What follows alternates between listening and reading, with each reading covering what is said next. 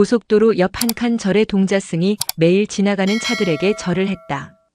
그런데 그중 한 대가 멈춰 선 날 놀라운 일이 벌어졌다. 아스팔트가 지평선을 삼키는 길. 국도 7호선 세상의 혈관이라 불리는 그 길은 동해의 거친 숨결을 따라 쉼없이 맥동했다. 그러나 그 거대한 동맥 한쪽 귀퉁이 속도와 망각에 밀려난 작은 핏줄 같은 곳에 낙조암이 있었다. 이름처럼 사찰은 매일같이 길 위로 지는 해의 마지막 빛을 온몸으로 받아내며 쓰러져가고 있었다. 사람들은 그곳을 절이라 부르지 않았다. 건설 폐자재가 태풍에 실려와 엉겨붙은 흉터 혹은 밤사이 몰래 폐차를 버리고 간 자들의 양심처럼 길가에 남은 오점이라 여겼다. 시멘트 포대가 굳어버린 담벼락, 녹슨 철근이 뼈처럼 튀어나온 기와장 없는 지붕. 단청은 속살을 드러낸 채 빗물에 씻겨나가 핏물 같은 얼룩만 남았다. 그 흉물스러운 풍경 속에서 유일하게 살아있는 것은 아침 6시가 되면 어김없이 피어나는 작은 움직임이었다. 동자승, 도윤. 10살 남짓의 아이는 해진 승복의 소매를 여미고 그 흉터의 가장 앞자리, 화물차들이 뿜어내는 매연이 코끝을 가장 먼저 핥히는 그곳에 섰다.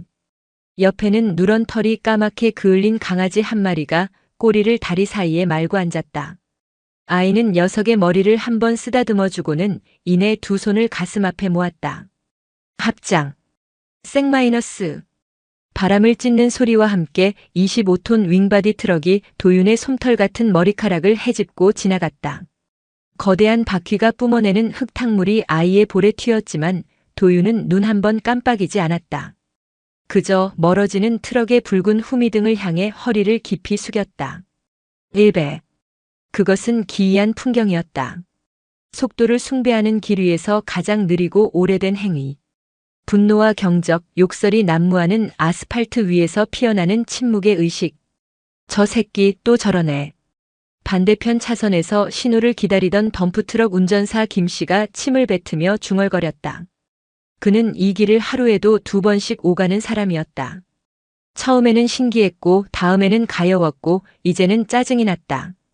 저 아이의 부모는 대체 뭘 하는 작자들일까? 아니 저런 폐가에 아이를 방치한 걸 보면 부모가 없거나 제정신이 아니거나. 김 씨는 보온병에 담아온 커피를 한 모금 마시며 고개를 저었다. 미친 세상에 미친 풍경. 하지만 모두가 그를 비웃는 것은 아니었다. 매일 아침 남편의 출근길을 배웅하고 돌아오는 길, 낡은 경차를 모는 한 아주머니는 그 앞에서 속도를 줄이곤 했다.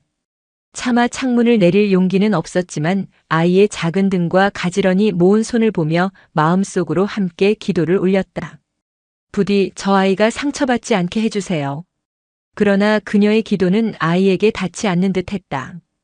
며칠 전에는 혈기왕성한 스포츠카 동호회 회원들이 아이를 향해 보란 듯이 클렉슨을 울려대며 낄낄거리고 지나갔다. 어떤 날은 누군가 던진 음료수 캔이 아이의 발치에 나뒹굴기도 했다. 도윤은 그 모든 것을 그저 받아들였다.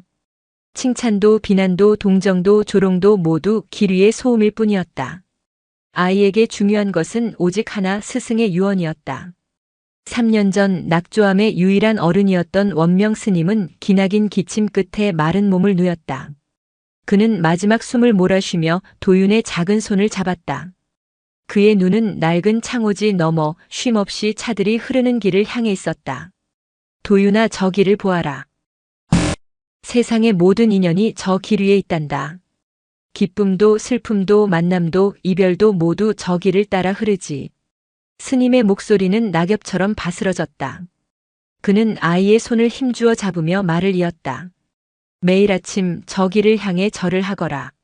지나가는 모든 것을 위해. 빠르게 달려야만 하는 자들을 위해, 그 속도에 치여 쓰러져간 모든 것들을 위해. 그리고 스님은 잠시 말을 멈추고 희미하게 웃었다. 언젠가 저 길의 끝에서 너를 위한 인연이 올 것이다. 너의 시작이자 나의 끝이 될 게다. 그 인연이 멈춰 설 때까지 너의 절을 멈추지 말거라. 그것이 마지막이었다. 스승은 길을 경전처럼 남기고 떠났다. 도윤은 그날 이후 단 하루도 거르지 않고 길을 향해 절을 올렸다. 처음에는 스승의 말뜻을 이해하지 못했다. 빠르게 달리는 저 차들이 뭐가 예쁘다고 절을 해야 할까? 시끄럽고 더럽고 무서운 저 쇳덩어리들을 위해 왜 내가 허리를 굽혀야 할까? 하지만 시간이 흐르면서 아이는 어렴풋이 알게 되었다. 자신의 절은 자동차를 향한 것이 아니었다. 그 안에 타고 있는 보이지 않는 사람, 그들의 조급한 마음, 그들이 짊어진 삶의 무게, 그리고 그들이 미처 돌아보지 못하고 지나치는 모든 것들을 향한 것이었다. 나의 절 한 번이 저들의 속도를 1초라도 늦출 수 있다면, 나의 합장 한 번이 저들의 굳은 표정을 찰나라도 스칠 수 있다면, 그렇게 도윤의 절은 소음 속에서 자신만의 경전이 되어갔다. 의식은 동이 트고 이 시간이 지난 뒤에야 끝났다. 그 시간 동안 수백, 어쩌면 수천 대의 차가 아이의 곁을 스쳐 지나갔다.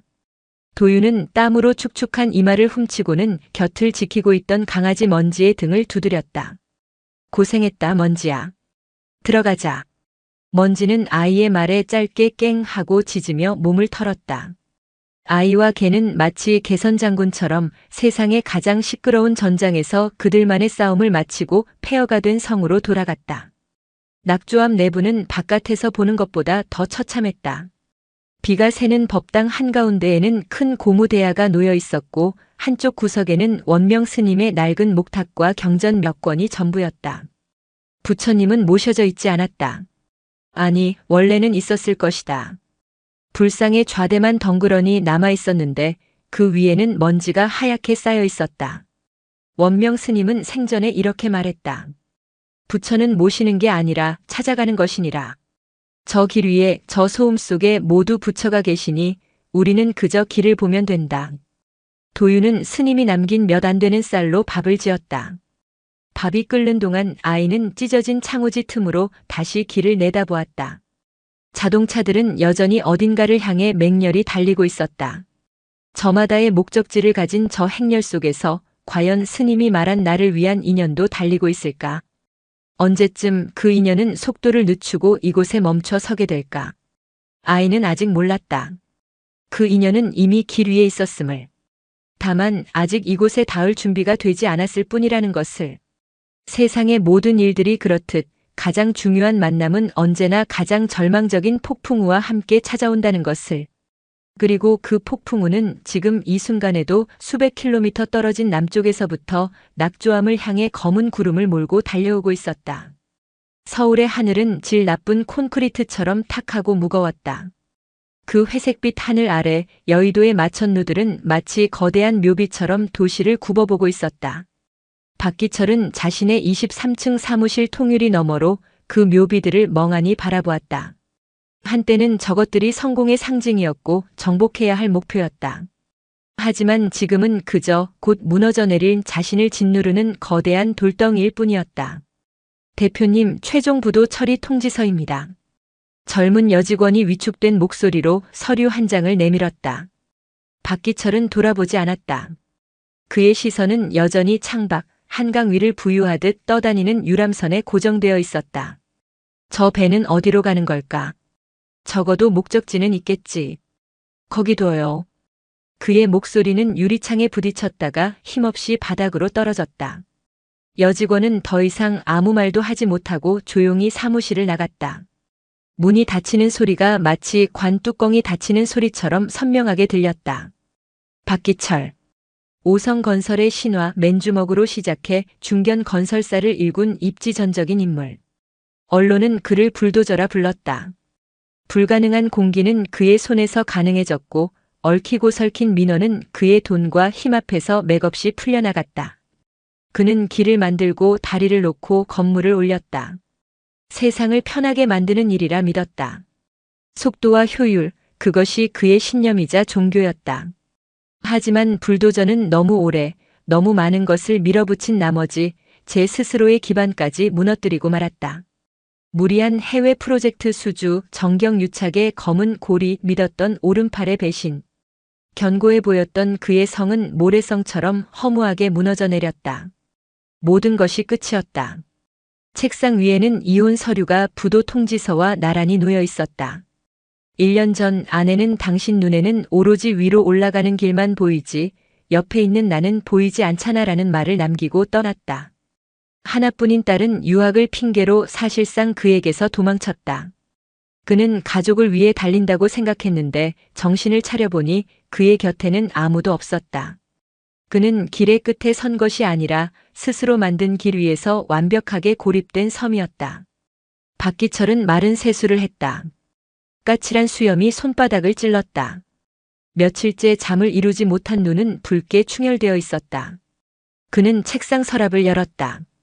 안쪽 깊숙한 곳, 오래된 가죽 지갑 안에서 그는 빛바랜 사진 한 장을 꺼냈다. 20년도 더 된 사진이었다. 앳된 얼굴의 젊은 아내와 그녀의 배를 감싸고 환하게 웃고 있는 자신의 모습. 아직 세상의 때가 묻기 전 오직 사랑과 희망만으로 충만했던 시절. 그때는 몰랐다. 그 행복이 얼마나 위태로운 것이었는지. 그 웃음 뒤에 어떤 비극이 숨어 있었는지. 당신은 아버지가 될 사람입니다. 문득 뇌리 깊숙한 곳에서 잊고 있던 목소리가 메아리 쳤다. 희미한 불빛, 타는 듯한 열기, 그리고 매캐한 연기 냄새와 함께 그는 반사적으로 고개를 흔들었다. 20년 넘게 그를 괴롭혀온 악몽의 파편이었다. 그날 이후 그는 아버지라는 단어를 입에 올리는 것조차 힘겨워했다. 딸에게조차 다정하게 불러주지 못했다.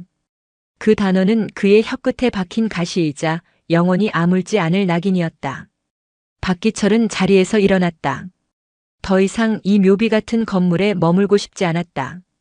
그는 양복 재킷을 걸치고 지갑과 차키만 챙겨 사무실을 나섰다. 직원들의 불안한 시선이 그의 등에 와서 박혔지만 그는 애써 외면했다. 지하 주차장. 그의 검은색 세단은 먼지를 뒤집어 쓴 채 주인을 기다리고 있었다. 한때는 성공의 증표였던 이 차가 지금은 값비싼 관처럼 느껴졌다. 그는 운전석에 몸을 싣고 시동을 걸었다. 묵직한 엔진음이 텅 빈 주차장에 울려 퍼졌다. 어디로 가야 할까? 갈 곳이 없었다. 그는 무작정 차를 몰아 강변북로에 올랐다. 차들은 거대한 강물처럼 흘러갔다. 모두들 어디론가 바쁘게 향하고 있었다. 하지만 박기철의 차는 목적지를 잃은 유령선처럼 그 흐름 속을 정처 없이 떠다녔다. 얼마나 달렸을까? 라디오에서는 때 이른 장마 소식을 전하고 있었다. 남부지방에서 시작된 비구름이 빠른 속도로 북상하고 있다는 예보였다. 하늘은 그의 마음처럼 이미 잔뜩 찌푸린 채 금방이라도 눈물을 쏟아낼 기세였다. 그때였다. 동해 방향. 초록색 이정표가 그의 시야에 들어왔다. 동해. 그는 한 번도 제 발로 그곳을 찾아간 적이 없었다. 그저 스쳐 지나가는 지명, 지도 위의 한 점일 뿐이었다. 하지만 그 단어를 보는 순간 심장이 쿵 하고 내려앉았다. 마치 오랫동안 잊고 있던 옛 상처가 굳은 날씨에 쑤셔오는 것처럼 이유 모를 통증이 가슴을 찔렀다. 동해 7번 국도. 무언가에 홀린 듯 그는 방향 지시등을 켜고 동쪽으로 향하는 고속도로에 차를 올렸다. 왜 그곳으로 향하는지 스스로도 알지 못했다. 그저 가야만 할 것 같았다. 마치 자석에 이끌리는 쇳가루처럼 거부할 수 없는 힘이 그를 그 길 위로 잡아 끌고 있었다. 차창 밖으로 서울의 풍경이 빠르게 멀어져 갔다. 빌딩 숲이 사라지고 논과 밭, 나지막한 산들이 나타났다 사라지기를 반복했다. 그는 엑셀러레이터를 더 깊이 밟았다. 무엇으로부터 도망치고 싶었던 걸까? 무너져버린 자신의 삶? 아니면 20년 동안 단 하루도 잊지 못했던 그날의 기억? 차는 비구름을 향해 그리고 그의 과거를 향해 미친 듯이 질주하기 시작했다. 그는 아직 깨닫지 못했다. 자신이 지금 달리는 길이 단순한 도피가 아니라 지독한 업보를 향해 나아가는 참회의 여정이라는 것을. 그리고 그 길의 끝에서 자신을 기다리는 것이 파멸일지 구원일지 아직은 아무것도 알 수 없었다. 장마의 서곡은 요란했다. 처음에는 성긴 빗방울이 먼지 쌓인 기왓장에 부딪혀 투둑, 투둑 소리를 내더니 이내 장대비로 변해 세상을 온통 회색으로 지워버렸다. 국도 7호선은 거대한 강이 되었다. 자동차들은 물보라를 일으키며 위태롭게 강을 거슬러 오르는 물고기 떼처럼 보였다. 도유는 법당 처마 밑에 웅크리고 앉아 비를 보고 있었다. 빗줄기는 낡은 지붕을 뚫고 마당 곳곳에 작은 웅덩이를 만들었다. 그 웅덩이 위로 또 다른 빗방울이 떨어지며 동심원을 그렸다. 생겨나고 퍼져나가고 사라지는 무수한 원들. 원명 스님은 저것이 곧 인연이라 했다. 우리는 무수한 인연의 동심원 속에서 잠시 스쳤다 헤어지는 빗방울 같은 존재라고. 먼지는 비를 무서워했다. 천둥이라도 치는 날에는 도윤의 품속으로 파고들어 몸을 사시나무처럼 떨었다. 오늘도 녀석은 아이의 다리에 머리를 기댄 채 낑낑거리고 있었다. 도윤은 그런 먼지의 등을 부드럽게 쓸어주었다. 괜찮아. 그냥 하늘이 목욕하는 거야. 아이는 스님이 자신에게 그랬던 것처럼 다정한 목소리로 속삭였다. 스님은 세상의 모든 두려운 것들에 새로운 의미를 부여해 주었다. 천둥은 하늘의 북소리, 거센 바람은 세상의 숨결, 그리고 저 시끄러운 자동차 소음은 살아있다는 증거. 하지만 오늘따라 길 위의 소음은 유난히 더 위태롭게 들렸다. 빗길에 미끄러진 차들의 급정거 소리, 신경질적인 경적 소리가 빗소리를 뚫고 날카롭게 파고들었다. 도윤은 스님의 가르침에도 불구하고 비 오는 날의 길이 무서웠다. 모두가 더 조급해지고 더 난폭해지는 것 같았다. 저러다 큰일이라도 날까봐 아이는 저도 모르게 합장을 하고 길을 향해 마음속으로 기도를 올렸다. 부디 모두 무사히 지나가게 해주세요. 그때였다. 끼잉 마이너스. 고막을 찢는 듯한 날카로운 마찰음이 빗소리를 갈랐다. 그리고 쿵 하는 둔탁한 소리가 연이어 들렸다. 도윤은 저도 모르게 자리에서 벌떡 일어났다. 낙조암 바로 앞 갓길 근처에 검은색 승용차 한 대가 중앙분리대를 들이받고 멈춰 서 있었다. 비상등이 미친 듯이 깜빡이며 위급한 상황임을 알리고 있었다. 도윤의 심장이 빠르게 뛰기 시작했다. 지난 3년간 수많은 차들이 이곳을 지나갔지만 이렇게 바로 앞에서 멈춰 선 차는 처음이었다. 사고인가? 사람이 다쳤을까?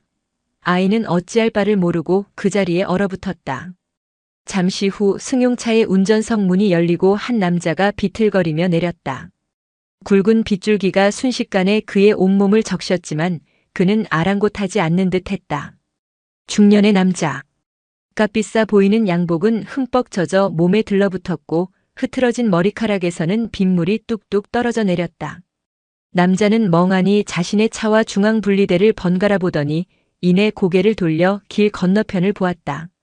그의 시선이 허공을 헤매다 마침내 폐허 같은 절과 그 앞에 선 작은 동자승에게 멎었다. 박기철이었다. 그는 분명 고속도로를 달리고 있었다. 하지만 어느 순간부터인가 현실과 과거의 경계가 흐릿해졌다. 20년 전 그날의 기억이 라디오 소리를, 빗소리를, 엔진 소리를 집어삼키고 그의 의식을 잠식했다. 타오르는 불길, 무너지는 석가래, 그리고 자신을 밀쳐내며 외치던 한 스님의 마지막 모습. 당신은 아버지가 될 사람입니다. 다음 생이 아니라 이번 생에서 갚으시오. 그 목소리가 귓가에 울리는 순간 그는 핸들을 꺾었다. 무엇에 홀린 듯이 마치 그 목소리의 근원지를 찾아가려는 것처럼. 그리고 정신을 차렸을 때 그의 차는 이곳에 멈춰 서 있었다. 박기철은 젖은 아스팔트 위를 건너 저를 향해 걸어왔다. 그의 걸음은 술에 취한 사람처럼 불안정했다. 쌩쌩 달리는 차들이 그를 향해 경적을 울려댔지만 그의 귀에는 아무것도 들리지 않았다. 그의 눈에는 오직 비를 맞으며 자신을 똑바로 쳐다보고 있는 저 작은 아이의 모습만 들어올 뿐이었다. 왜 익숙할까? 한 번도 본 적 없는 아이인데 왜 저 눈빛이 수십 년을 알고 지낸 사람처럼 느껴지는 걸까? 마침내 박기철은 절 앞에 도착했다. 그는 숨을 헐떡이며 아이를 내려다보았다. 빗물이 그의 얼굴을 타고 흘러내려 그것이 눈물인지 빗물인지 분간할 수 없었다. 이절. 그의 목소리는 갈라져 있었다. 이절 아직 살아있었구나. 그것은 질문이 아니었다. 믿을 수 없는 현실에 대한 탄식 혹은 뒤늦게 마주한 죄책감의 신음이었다. 그의 기억 속에서 이곳은 20년 전 자신의 손에 의해 완벽하게 부서지고 불타버린 곳이었다. 그런데 어떻게 이 흉터 같은 모습으로 남아 여전히 이 자리에 서 있는 것일까? 도윤은 남자를 가만히 올려다보았다. 남자의 눈빛은 깊은 슬픔과 혼란, 그리고 알 수 없는 그리움으로 가득 차 있었다. 아이는 그 눈빛이 낯설지 않았다. 스승인 원명 스님이 열반에 들기 전 길을 바라보던 눈빛과 어딘가 닮아 있었다. 아이는 천천히 그러나 망설임 없이 두 손을 가슴 앞에 모았다. 그리고 흠뻑 젖은 낯선 남자를 향해 매일 아침 길을 향해 하던 것처럼 허리를 깊이 숙였다. 정중하고 고요하고 모든 것을 끌어안는 듯한 절이었다. 박기철은 아이의 그 행동에 숨을 멈췄다. 세상의 모든 소음이 거짓말처럼 멎는 듯했다.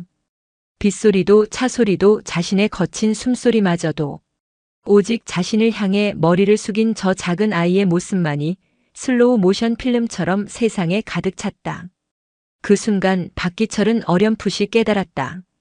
자신이 도망쳐온 길의 끝이 바로 이곳이었음을. 그리고 이 비와 함께 찾아온 작은 아이가 자신의 20년 악몽을 끝낼 수도 혹은 더 깊은 나락으로 떨어뜨릴 수도 있는 존재라는 것을. 폭풍우는 이제 막 시작되고 있었다. 박기철의 세상은 아이의 절 한 번에 멈춰섰다. 빗소리, 경적소리, 제 심장이 미친 듯이 울부짖는 소리까지 모든 것이 진공 속으로 빨려 들어간 듯 했다.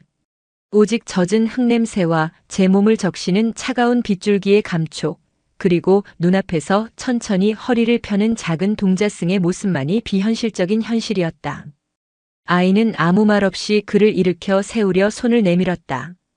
가늘고 작은 손. 하지만 박기철은 그 손을 잡을 수 없었다. 자신의 손은 너무나 많은 것을 부수고 파괴하고 더럽혀왔다. 저 깨끗한 손에 닿을 자격이 없었다. 그는 뒷걸음질 쳤다. 그러나 비에 젖은 이끼 낀 돌부리에 발이 걸려 그대로 중심을 잃고 주저앉고 말았다. 엉덩방아를 찧은 충격보다 이 폐허의 땅에 다시금 제 몸이 닿았다는 사실이 그를 더 절망케 했다. 괜찮으세요? 아이의 목소리는 빗소리 속에서도 또렷했다. 그 안에는 경계심도 두려움도 없었다. 그저 순수한 염려.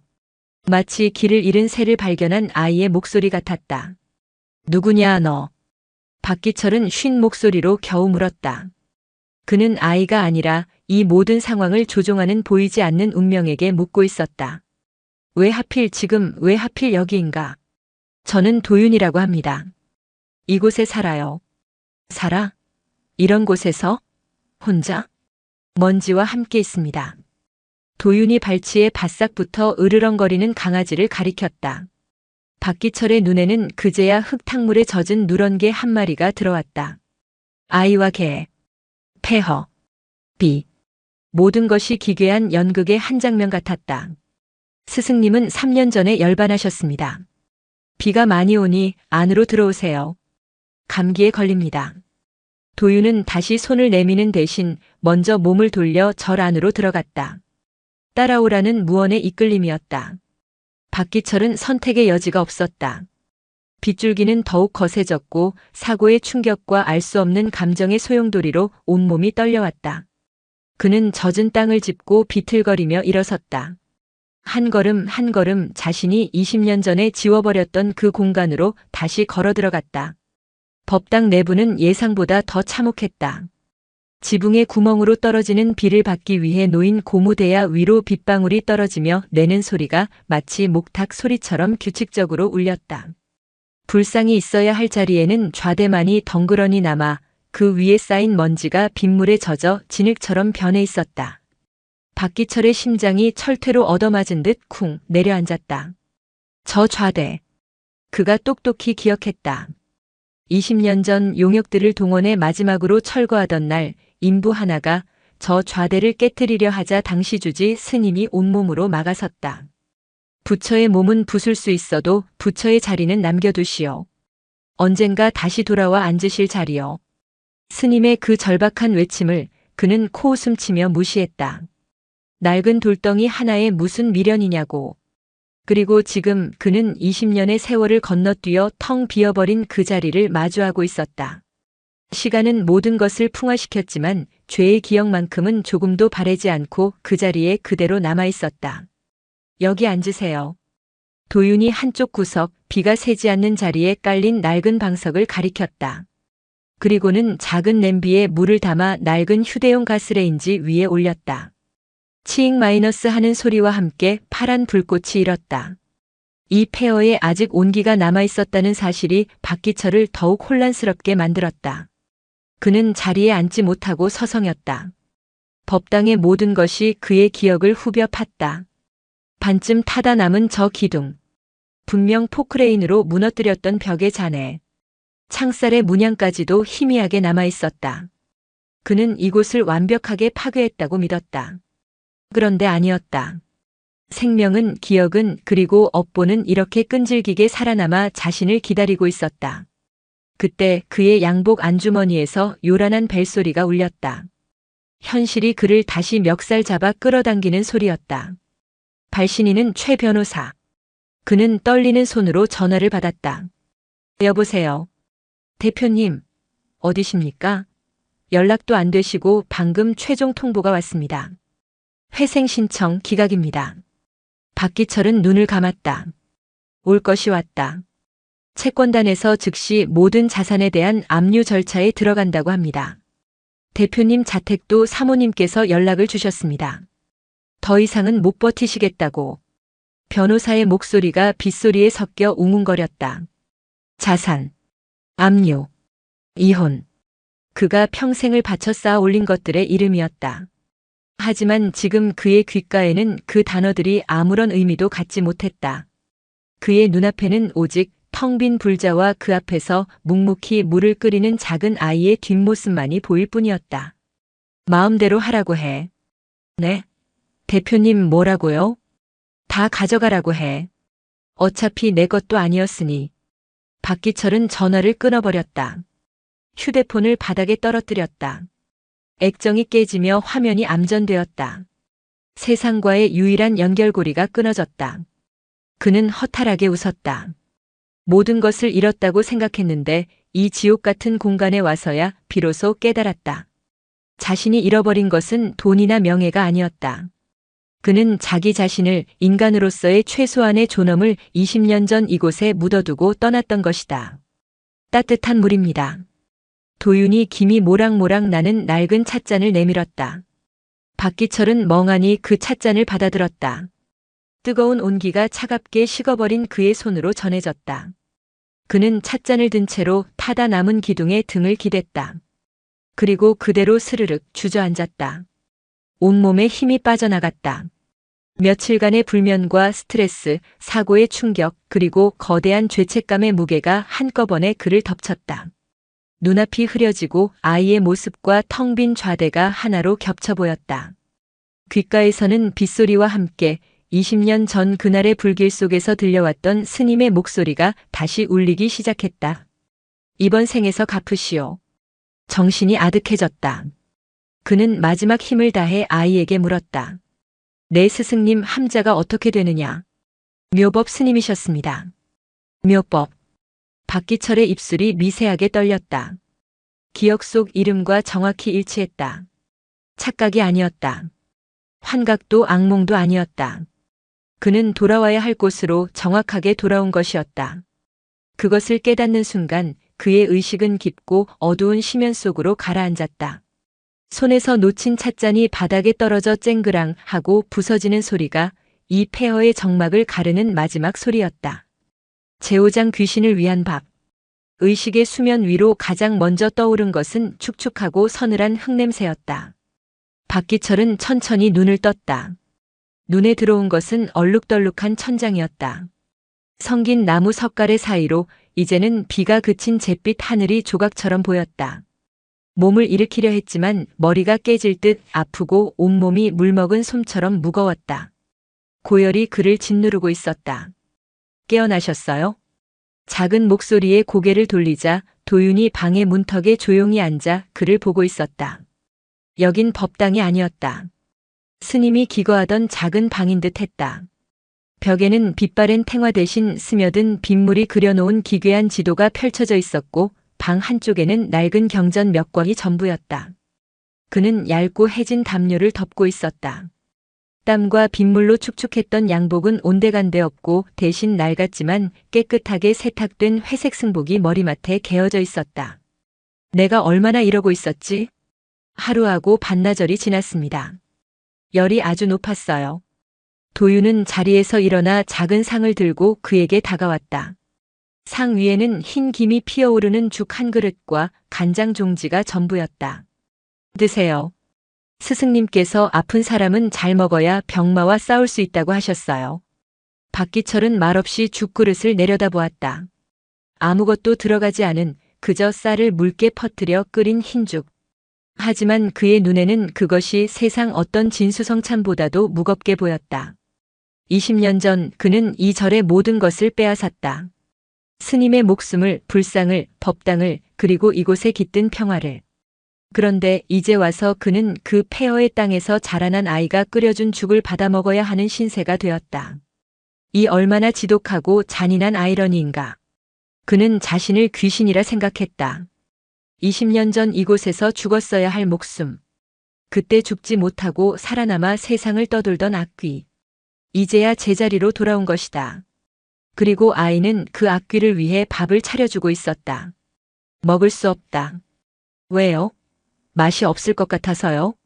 나는 이걸 먹을 자격이 없어. 박기시철의 목소리가 잠겨 있었다. 도윤은 고개를 갸웃했다. 아이의 맑은 눈에는 그의 고뇌가 이해되지 않는다는 듯 순수한 의문만이 담겨 있었다. 숨을 쉬는 모든 것은 먹을 자격이 있어요. 길가의 풀도 하늘의 새도 물속의 고기도 모두 살기 위해 무언가를 먹잖아요. 아저씨도 숨을 쉬고 있으니 당연히 먹어야 해요. 아이의 말은 너무나 단순해서 박기철의 복잡한 죄책감을 한순간에 무력하게 만들었다. 숨을 쉬고 있으니 당연히 먹어야 한다. 그 당연한 사실을 그는 지난 20년간 잊고 살았다.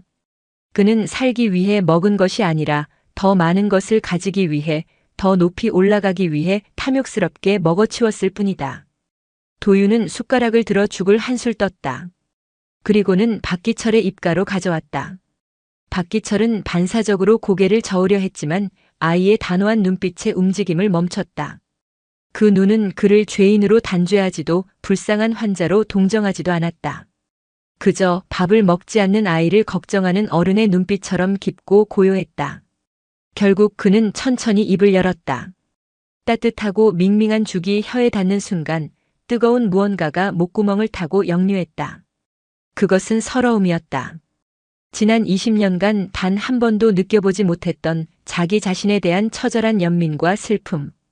그는 눈을 감은 채 아이가 떠주는 죽을 기계처럼 받아 삼켰다. 눈가에서 흘러내린 눈물이 죽그릇으로 떨어져 짠맛을 더했다. 한 그릇의 죽은 그렇게 한 남자의 20년 묵은 회한을 씻어내리는 정화수가 되어 그의 안으로 흘러들어갔다. 며칠이 흘렀다. 박기철은 알아누워 있으면서 도윤의 일과를 지켜보았다. 아이의 하루는 해가 뜨기 전에 시작되어 해가 지면 끝났다. 길을 향한 2시간의 절. 폐허 뒤편의 작은 텃밭을 가꾸는 일. 빗물을 받아 식수로 쓰고 낡은 경전을 소리내어 읽는 것. 그 모든 것이 조금의 흐트러짐도 없이 마치 수십 년을 반복해온 노승처럼 묵묵히 이어졌다. 그 모습은 경이롭기까지 했다. 10살짜리 아이가 버티기에는 너무나 혹독한 현실이었지만 아이에게서는 어떤 불평이나 외로움도 느껴지지 않았다. 그저 주어진 삶을 당연한 듯 살아낼 뿐이었다.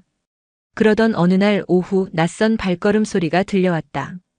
작업복 차림의 남자 2명이 이리저리 주변을 둘러보며 다가오고 있었다.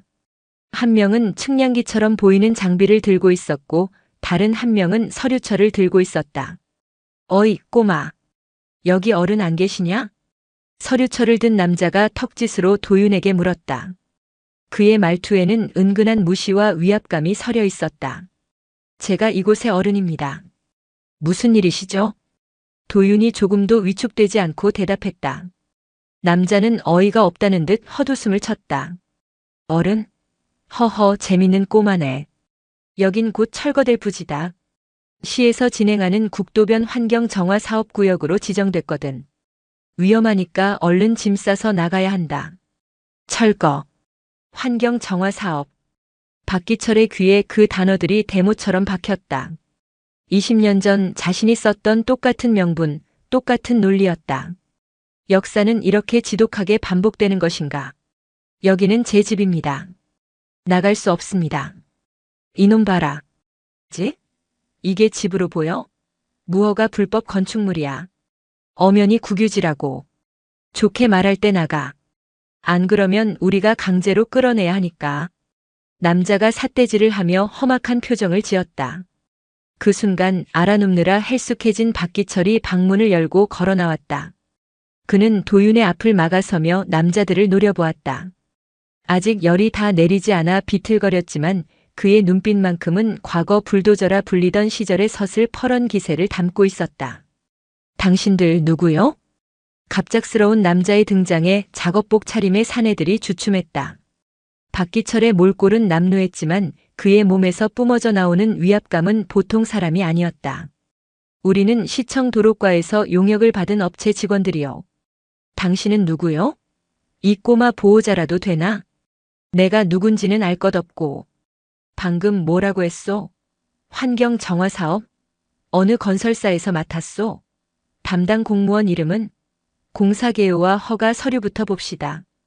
박기철이 막힘없이 전문 용어를 쏟아내자 남자의 얼굴이 당황으로 물들었다. 그는 자신들이 상대하는 사람이 단순한 불황자가 아님을 직감했다. 서류는 사무실에 있소. 당신이 그걸 왜? 국유지를 점유한 자에게 공사 내용을 고지하고 퇴거를 요청하려면 그 근거가 되는 행정 서류를 제시하는 게 순서 아니오? 법도 모르면서 용역을 합니까? 당장 돌아가서 서류부터 챙겨오시오. 그리고 담당 공무원에게 전해. 오성건설 박기철 사장이 만나자고 한다고. 오성건설 박기철. 그 이름이 나오자 남자의 얼굴이 하얗게 질렸다. 비록 부도가 났다고는 하나 건설업계에서 박기철의 이름은 전설이자 공포 그 자체였다. 그가 왜 이런 누추한 곳에 있는지 알 수는 없었지만 감히 맞설 상대가 아니라는 것쯤은 본능적으로 알 수 있었다. 예. 알겠습니다. 가보겠습니다. 남자들은 허둥지둥 서로 눈치를 보더니 이내 꽁무니를 빼며 사라졌다. 순식간에 다시 정막이 찾아왔다. 박기철은 거친 숨을 몰아쉬었다. 오랜만에 소리를 질렀더니 현기증이 났다. 그때 등 뒤에서 도윤의 목소리가 들려왔다. 고맙습니다. 박기철은 차마 돌아보지 못했다. 자신이 무슨 짓을 한 것인가. 그는 20년 전 똑같은 말을 하는 묘법 스님을 짓밟고 이 절을 부쉈다. 그런데 이제 와서 이 절을 지키기 위해 자신의 과거 이름을 팔았다. 그 이름은 무언가를 지키기 위한 이름이 아니라 파괴하기 위한 이름이었는데 그는 왜 이 아이를, 이 폐허를 지키려 하는가? 단순히 과거의 빚을 갚기 위해서? 아니면 이 아이에게서 설명할 수 없는 어떤 동질감 혹은 부채감을 느끼기 때문인가? 그는 혼란스러운 마음을 감추기 위해 퉁명스럽게 내뱉었다. 저들이 다시 올 거다. 여길 지키고 싶다면 단단히 준비해야 할 게야. 그 말을 남기고 그는 다시 어두운 방 안으로 몸을 숨겼다. 문턱 너머 아이가 자신을 어떤 눈으로 바라보고 있는지 애써 외면하면서 처음으로 그는 도망치는 대신 싸워야 한다는 것을 예감하고 있었다. 그것이 누구를 위한 싸움인지 아직은 알지 못한 채로 제육장 붙이지 못한 편지. 폭풍전야의 고요함이 낙조함을 감쌌다. 용역업체 직원들이 다녀간 뒤 며칠간은 아무도 찾아오지 않았다. 하지만 박기철은 알고 있었다. 이것은 끝이 아니라 시작이라는 것을. 개발의 논리는 한번 목표물을 정하면 결코 놓치는 법이 없는 굶주린 짐승과도 같았다. 그 자신이 평생 그 짐승을 길들이고 부려왔기에 누구보다 잘 알았다. 몸은 어느 정도 회복되었지만 마음의 열병은 더욱 깊어졌다. 그는 밤마다 잠을 이루지 못하고 폐허가 된 절터를 서성였다. 발밑에서 부서지는 기왓장 소리가 마치 자신의 영혼이 바스러지는 소리처럼 들렸다. 그는 답을 찾아야만 했다. 묘법 스님은 왜 자신을 살렸는가? 이번 생에서 갚으라는 말의 진짜 의미는 무엇인가? 그리고 저 아이 도윤은 대체 누구인가? 해답의 실마리는 의외의 곳에서 발견되었다. 묘법 스님이 기거하던 이제는 자신의 임시 거처가 된 작은 방. 그 방의 구석에는 낡아서 금방이라도 부서질 듯한 작은 오동나무 괴짝 하나가 놓여 있었다. 박기철은 그동안 그것을 단순한 잡동사니려니 생각하고 무심코 지나쳤다. 하지만 그날 밤 잠 못 이루는 그의 눈에 달빛을 받아 희미하게 빛나는 괴짝의 노쇠 장식이 유독 선명하게 들어왔다. 무언가에 이끌리듯 그는 괴짝을 열었다. 안에는 낡은 경전 몇 권과 함께 비단 보자기에 곱게 쌓인 꾸러미 하나가 들어있었다. 그는 조심스럽게 보자기를 풀었다. 그 안에서 나온 것은 경전이 아니었다. 수십 장의 편지 묶음이었다. 한지에 단정한 필체로 쓰인 편지들은 세월의 무게를 이기지 못해 누렇게 변색되어 있었다. 수신인이 없는 편지, 혹은 붙이지 못한 편지들이었다. 첫 장을 펼치자 이렇게 시작되고 있었다. 길 위의 인연에게. 박기철은 숨을 삼켰다. 그것은 묘법 스님의 글씨였다. 그는 떨리는 손으로 한 장 한 장 편지를 읽어 내려가기 시작했다. 그것은 일기이자 유서였고 한 남자를 향한 지독하고도 자비로운 기도문이었다. 첫 번째 편지는 20년 전 그 화마가 휩쓸고 간 바로 다음 날에 쓰여 있었다. 불길은 모든 것을 삼켰으나 또한 모든 것을 남겼소. 타버린 법당의 잿더미 속에서 나는 인과의 무서운 얼굴을 보았소. 한 사내의 눈에서 이글거리던 속도와 탐욕의 불꽃이 이 도량을 남김없이 태웠소. 허나 나는 그를 원망치 않소. 그 역시 거대한 세상의 흐름에 휩쓸려 자신을 태우고 있는 가여운 중생일 따름이니. 그는 나를 살렸다고 생각하겠지만 실은 내가 그를 살린 것이요. 그의 육신이 아니라 그의 영혼에 아주 작은 불씨 하나를 남겨두었소. 언젠가 그 불씨가 그의 얼어붙은 마음을 녹여 이곳으로 그를 다시 이끌어 주리라는 신락 같은 믿음으로. 박기철의 손이 부들부들 떨렸다. 스님은 모든 것을 알고 있었다. 그날 자신의 눈에 서려 있던 야망과 죄책감까지도 꿰뚫어 보고 있었다. 다음 편지는 며칠 뒤에 쓰인 것이었다. 잿더미 속에서 생명을 하나 더 구했소. 어미가 절 문 앞에 두고 간 태어난 지 사흘도 채 안 된 갓난아이였소. 어미는 사흘만 맡아달라는 쪽지 한 장만 남기고 사라졌소. 하필이면 이 절이 무너지는 그날 새로운 생명이 이곳에 당도한 것은 무슨 인연이란 말인가. 아이를 안고 타다 남은 석가래 밑에서 뜬 눈으로 밤을 새웠소. 이 아이는 나와 함께 이 절의 마지막을 지키는 문지기가 될 운명인가 보오. 아이에게 도윤이라는 이름을 주었소. 부디 이 아이의 길이 진리로 윤택해지기를 바라는 마음에서요. 도윤. 박기철의 눈앞이 아찔해졌다. 그렇다면 저 아이는 그날의 그는 미친 듯이 다음 장을 넘겼다. 편지는 몇 년의 세월을 건너뛰어 도윤이 5살이 되던 해에 쓰여 있었다. 도윤이가 오늘 처음으로 나를 따라 길을 향해 절을 했소. 나는 아이에게 말해주었소. 저 길은 세상의 모든 인연이 오고 가는 곳이며 너의 인연 또한 언젠가 저 길을 통해 올 것이라고. 허나 아이에게 차마 말하지 못한 진실이 있소. 나는 아이가 기다리는 것이 단순한 인연이 아님을 아오. 나는 저 길이 어딘가를 달리고 있을 그 사내를 향해 기도를 올리고 있소. 도윤이의 절 한 번 한 번이 그 사내에 질주하는 삶에 아주 작은 제동을 걸어주기를. 아이의 합장 한 번이 그의 굳어진 마음에 미세한 균열을 내어주기를. 이것은 어쩌면 아주 이기적인 기도일지도 모르겠소. 한 아이의 평생을 담보로 한 영혼의 구원을 바라는 것이니. 박기철은 더 이상 읽어 내려갈 수가 없었다. 목구멍에서 뜨거운 신음이 터져나왔다. 미친 짓이라 손가락질했던 아이의 행동이 조롱하고 비웃었던 그 기이한 의식이 사실은 지난 10년간 오직 자신만을 향해 이어져 온 간절한 기도였음을 깨달았다. 스님은 저 어린아이를 통해 자신을 구원하기 위한 거대한 제의를 치르고 있었던 것이다. 그는 무너져 내렸다. 오동나무 괴짝을 붙들고 어린아이처럼 오열했다. 미안함, 고마움, 황망함, 그리고 정체를 알 수 없는 거대한 슬픔이 그의 영혼을 송두리째 흔들었다. 마지막 편지는 3년 전 스님이 열반에 들기 직전에 쓰인 것이었다. 이미 기력이 쇠한 듯 글씨는 심하게 떨리고 있었다. 이제 떠날 때가 되었나 보오. 길 위의 인연이여. 나는 끝내 당신을 다시 보지 못하고 눈을 감지만 나의 소임은 끝났다고 믿소. 나는 씨앗을 심었소. 도윤이라는 이름의 씨앗을. 그 아이가 이곳을 지키고 서 있는 한 이 절은 사라진 것이 아니오. 그리고 당신이 언젠가 이곳으로 돌아와 그 아이를 마주하는 날 당신의 길고 긴 속도의 생은 멈추고 비로소 새로운 생이 시작될 것이요. 부디 그 아이의 손을 잡아주시게. 그 아이는 내 유산이자 당신이 갚아야 할 이번 생의 빚 그 자체이니. 그리고 편지는 거기서 끊겨 있었다. 마지막 문장을 채 끝맺지 못한 채. 하지만 박기철은 스님이 마지막으로 하려던 말을 알 것 같았다. 그는 흐르는 눈물을 닦지도 않은 채 비틀거리며 밖으로 나갔다. 동쪽 하늘이 희미하게 밝아오고 있었다. 그리고 그 여명 속에서 어제와 똑같은 모습으로 도윤이 길가에 서서 합장을 하고 있었다. 오늘차 첫 번째 절을 올리기 위한 준비 자세였다. 박기철은 더 이상 그 모습을 멀리서 지켜볼 수만은 없었다. 그는 천천히 아이에게로 다가갔다. 자신을 향해 다가오는 그를 발견한 도윤이 의아한 눈으로 돌아보았다. 박기철은 아이의 앞에 멈춰섰다.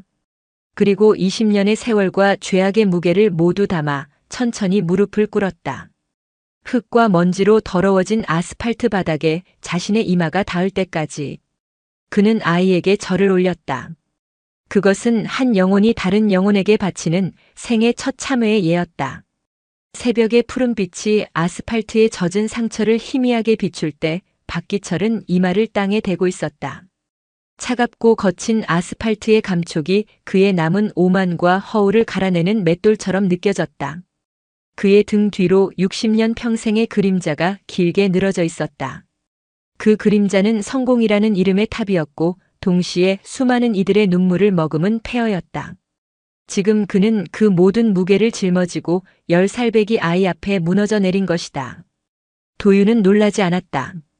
그저 자신을 향해 엎드린 거대한 그림자를 말없이 내려다볼 뿐이었다. 아이의 눈에는 남자의 행동이 참회나 속죄 같은 어려운 개념으로 보이지 않았다. 그저 아주 많이 아픈 사람이, 아주 오랫동안 길을 잃었던 사람이 마침내 멈춰 서서 쉬고 있는 것처럼 보였다. 스승님은 말씀하셨다. 세상에서 가장 무거운 짐은 내 등에 진 것이 아니라 내 마음속에 숨겨둔 것이니라. 저 아저씨는 지금 마음속에 숨겨두었던 아주 무거운 짐을 땅에 내려놓고 있는 것이리라. 일어나세요. 도윤의 목소리는 새벽 공기처럼 맑고 차분했다. 땅이 차갑습니다. 그러다 병이 깊어져요.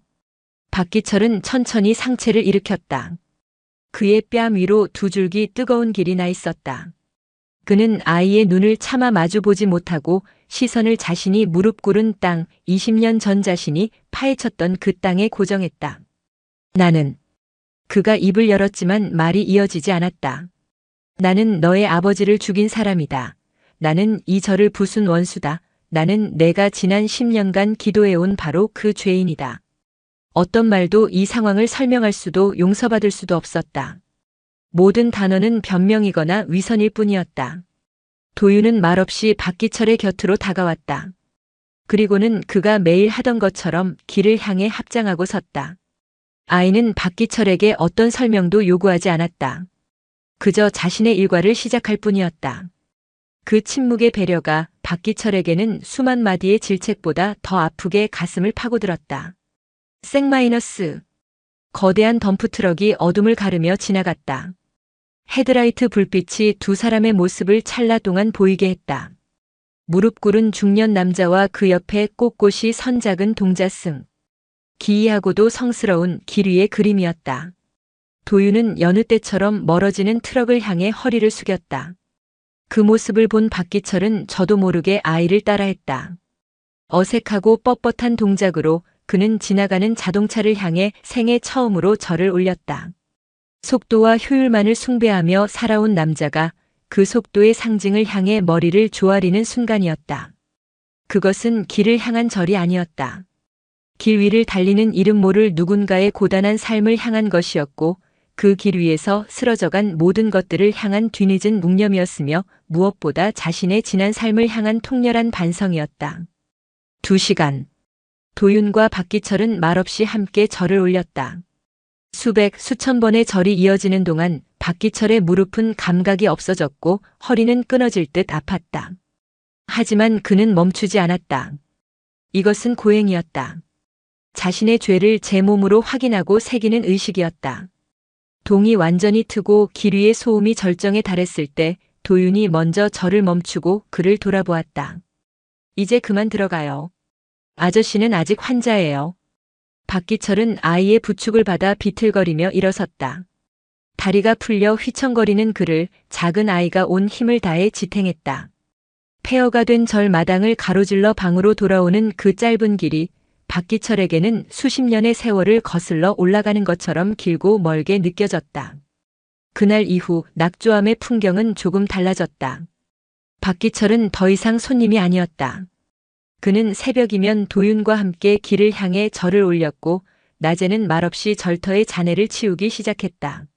무너진 담벼락에 시멘트 조각을 한쪽에 쌓고 녹슨 철근을 뽑아냈으며 잡초로 뒤덮인 마당을 맨손으로 정리했다. 누군가 시킨 일이 아니었다. 그는 그저 몸을 움직여야만 했다. 땀을 흘리고 손에 상처를 입고 흙먼지를 뒤집어 쓰는 육체적 고통 속에서만 그는 마음을 짓누르는 죄의 무게를 아주 조금이나마 잊을 수 있었다. 도윤은 그런 그를 말없이 지켜보며 때가 되면 식사를 챙겨주었다. 아이는 그에게 아무것도 묻지 않았다. 이름도 과거도 왜 이곳에 왔는지도 그저 아저씨라고 부를 뿐이었다. 그 무심한 호칭이 박기철에게는 가장 큰 위안이었다. 오성건설 박기철 대표라는 이름표는 그에게 성공의 상징이자 동시에 탐욕의 족쇄였다. 이제 그는 그 모든 이름과 직함을 잃고 그저 이름 없는 아저씨가 되었다. 그는 비로소 숨을 쉴 수 있었다. 평화는 길지 않았다. 닷새가 지난 어느 날 오후 며칠 전과는 비교도 안 될 만큼 번듯한 검은색 세단 한 대가 낙조암 앞에 멈춰 섰다. 차에서 내린 것은 잘 차려입은 정장 차림의 젊은 여자와 그녀를 수행하는 듯한 남자 두 명이었다. 여자는 손에 든 태블릿 PC로 폐허의 모습을 훑어보며 미간을 찌푸렸다. 여기가 맞습니까? 네, 팀장님. 시청에서 전달받은 주소지입니다. 여자는 거침없는 걸음으로 절 마당 안으로 들어섰다. 흙먼지를 뒤집어 쓴 채 폐자재를 나르던 박기철과 눈이 마주쳤다. 그녀의 눈에는 경멸과 의아함이 동시에 스쳤다. 어르신, 이곳 관리인이십니까? 그녀의 목소리는 젊었지만 강단 있고 차가웠다. 과거 박기철이 자신의 부하 직원들에게서 늘 듣던 효율과 실적만으로 단련된 그런 종류의 목소리였다. 관리인 같은 건 없어. 박기철이 낮게 대답했다. 그럼 무단 점유자시군요. 저는 시청의 국도변 미관 개선 사업을 위탁받은 태영개발의 한지수 팀장이라고 합니다. 이 구역의 철거 및 정화 작업을 총괄하고 있습니다. 태영개발. 박기철의 귀에 익은 이름이었다. 최근 몇 년간 공격적인 투자로 급성장한 신흥 강자. 오성건설이 무너진 틈을 파고든 하이에나 같은 족속들이었다. 지난번에 저희 직원이 방문해서 퇴거 요청을 드린 것으로 아는데 아직 계시는군요. 한지수 팀장의 말투는 정중했지만 그 안에는 날카로운 칼날이 숨어 있었다. 법적 근거를 가지고 오라고 했을 텐데. 물론입니다. 한지수는 태블릿 PC 화면을 그에게 내밀었다. 화면에는 행정대 집행 계고장이라는 굵은 글씨와 함께 복잡한 법 조항들과 철거 예정일이 명시되어 있었다. 예정일은 불과 일주일 뒤였다. 이곳은 명백한 국유지 무단 점유 시설물이며 안전진단 결과 D급 판정을 받은 붕괴 위험 건축물입니다. 공공의 안전과 도시 미관을 위해 철거는 불가피합니다.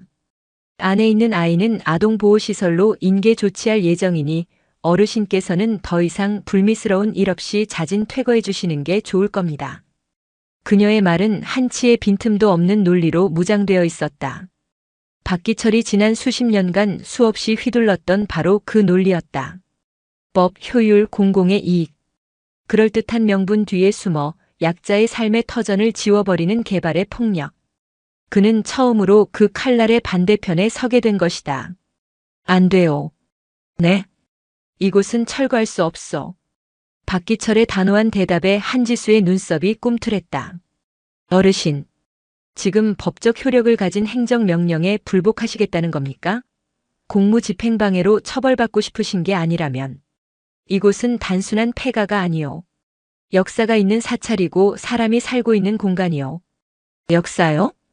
한지수는 코웃음을 쳤다. 등기부등본, 건축물 대장 어디에도 사찰로 등록된 이력은 없습니다. 그냥 누군가 불법으로 지은 판잣집일 뿐입니다.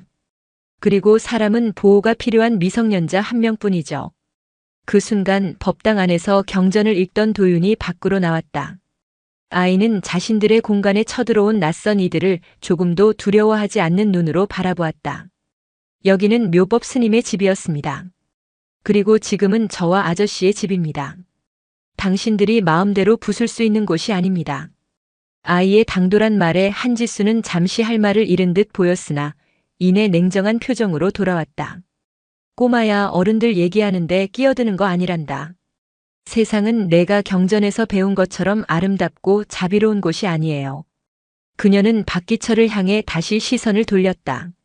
마지막으로 경고합니다. 일주일입니다. 그 안에 스스로 나가지 않으면 저희는 법에 따라 강제로 집행할 수밖에 없습니다. 그때는 지금처럼 신사적으로 대화하지 않을 겁니다. 한지수는 차갑게 말을 맺고 돌아섰다. 그녀가 떠난 자리에는 무거운 침묵과 일주일 뒤라는 선명한 사형 선고만이 남았다. 박기철은 굳은 얼굴로 멀어지는 세단을 바라보았다. 그는 알고 있었다. 저들은 반드시 돌아온다. 포크레인과 용역 깡패들을 앞세우고 20년 전의 자신과 똑같은 얼굴을 하고서 그는 자신의 옆에 선 도윤의 작은 어깨를 내려다보았다. 아이는 두려워하는 대신 오히려 그의 옷소매를 가만히 잡아주었다. 그 작은 온기가 박기철에게는 세상 그 어떤 격려보다 더 큰 힘이 되었다. 그는 결심했다. 더 이상 도망치거나 무너지지 않겠다고. 20년 전 그는 오성건설 박기철이라는 이름의 무게로 이 절을 무너뜨렸다. 이제는 그 이름의 무게를 온전히 자신의 죄의 무게로 짊어지고 이 절을 지켜내야만 했다. 그것이 바로 묘법 스님이 남긴 편지의 마지막 문장, 당신이 갚아야 할 이번 생의 빚의 시작임을 그는 직감했다. 싸움은 이제부터였다. 싸움의 방식은 달라야만 했다. 과거의 박기철이라면 돈과 권력으로 상대를 찍어 눌렀을 것이다. 하지만 지금의 그는 빈털터리 불황자나 다름없었다. 그에게 남은 무기는 오직 지난 세월 동안 개발업자로서 쌓아온 경험과 지식, 그리고 이제는 다른 방향을 향하게 된 그의 절박함 뿐이었다. 그는 한지수가 남기고 간 계고장을 다시 한번 꼼꼼히 읽어보았다. 국유지, 무단 점유, 붕괴 위험. 상대의 논리는 견고했다. 법적으로는 반박의 여지가 거의 없었다. 그렇다면 법의 바깥에서 혹은 법이 미처 주목하지 않은 곳에서 실마리를 찾아야 했다.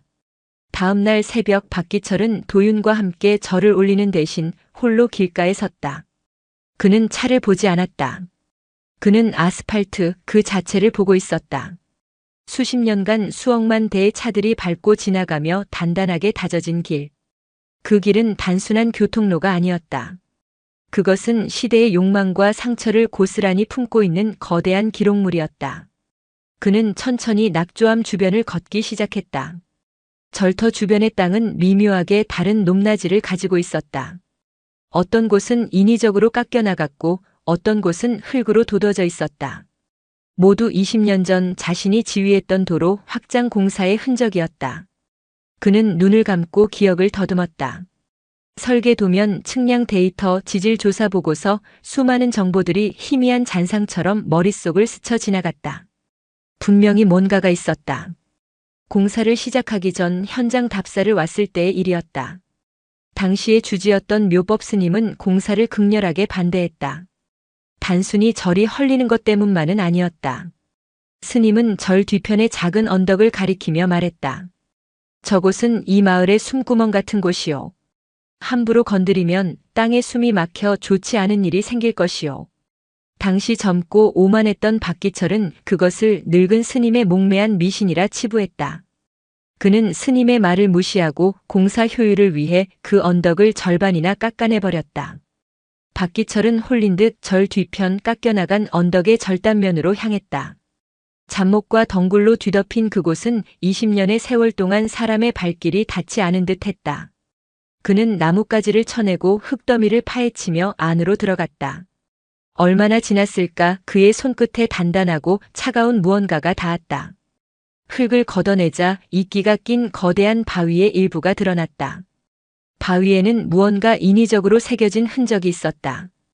그는 급히 절로 돌아와 텃밭에서 쓰던 호미를 가져와 주변의 흙을 파내기 시작했다. 흙먼지를 뒤집어 쓴 채 미친 사람처럼 땅을 파헤치자 마침내 바위의 온전한 모습이 드러났다. 그것은 단순한 바위가 아니었다. 거북 모양의 받침돌 위에 세워진 비석의 귀부였다. 비석의 몸체는 사라지고 없었지만 그 존재만으로도 이곳이 평범한 땅이 아님을 증명하고 있었다. 박기철의 심장이 거세게 뛰었다.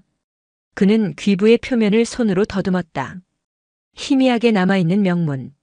대부분은 마모되어 알아볼 수 없었지만 도선이라는 두 글자와 비보라는 단어만큼은 선명하게 눈에 들어왔다. 도선국사, 신라 말의 풍수지리 대가, 그리고 비보 사상. 국토의 쇠한 기운을 보강하기 위해 명당에 사찰이나 탑을 세운다는 개념. 그렇다면 이곳 낙조암은 단순한 절이 아니라 신라 시대부터 국토의 기운을 다스리기 위해 세워진 비보사찰의 터였을 가능성이 있었다. 묘법 스님이 말한 땅의 숨구멍이라는 것은 미신이 아니라 천년을 이어져 내려온 지혜의 다른 표현이었던 것이다. 찾았다. 박기철은 저도 모르게 외쳤다. 이것이라면 싸워볼 만했다. 단순한 불법 건축물이 아니라 천년의 역사를 품은 문화유적지. 개발의 논리가 함부로 침범할 수 없는 성역. 그는 20년 전 자신의 무지로 묻어버렸던 역사의 증거를 이제 자신의 손으로 다시 파낸 것이다. 그때 등 뒤에서 부스럭거리는 소리가 들렸다.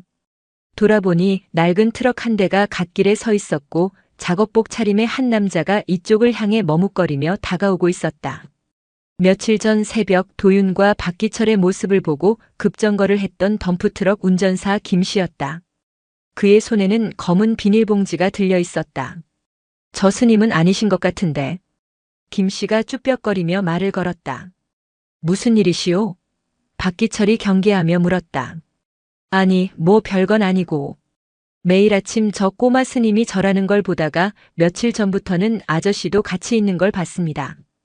그러다 그날 아침에 하마터면 큰 사고가 날 뻔했는데 두 분 모습 보고 브레이크를 밟는 바람에 살았지 뭡니까?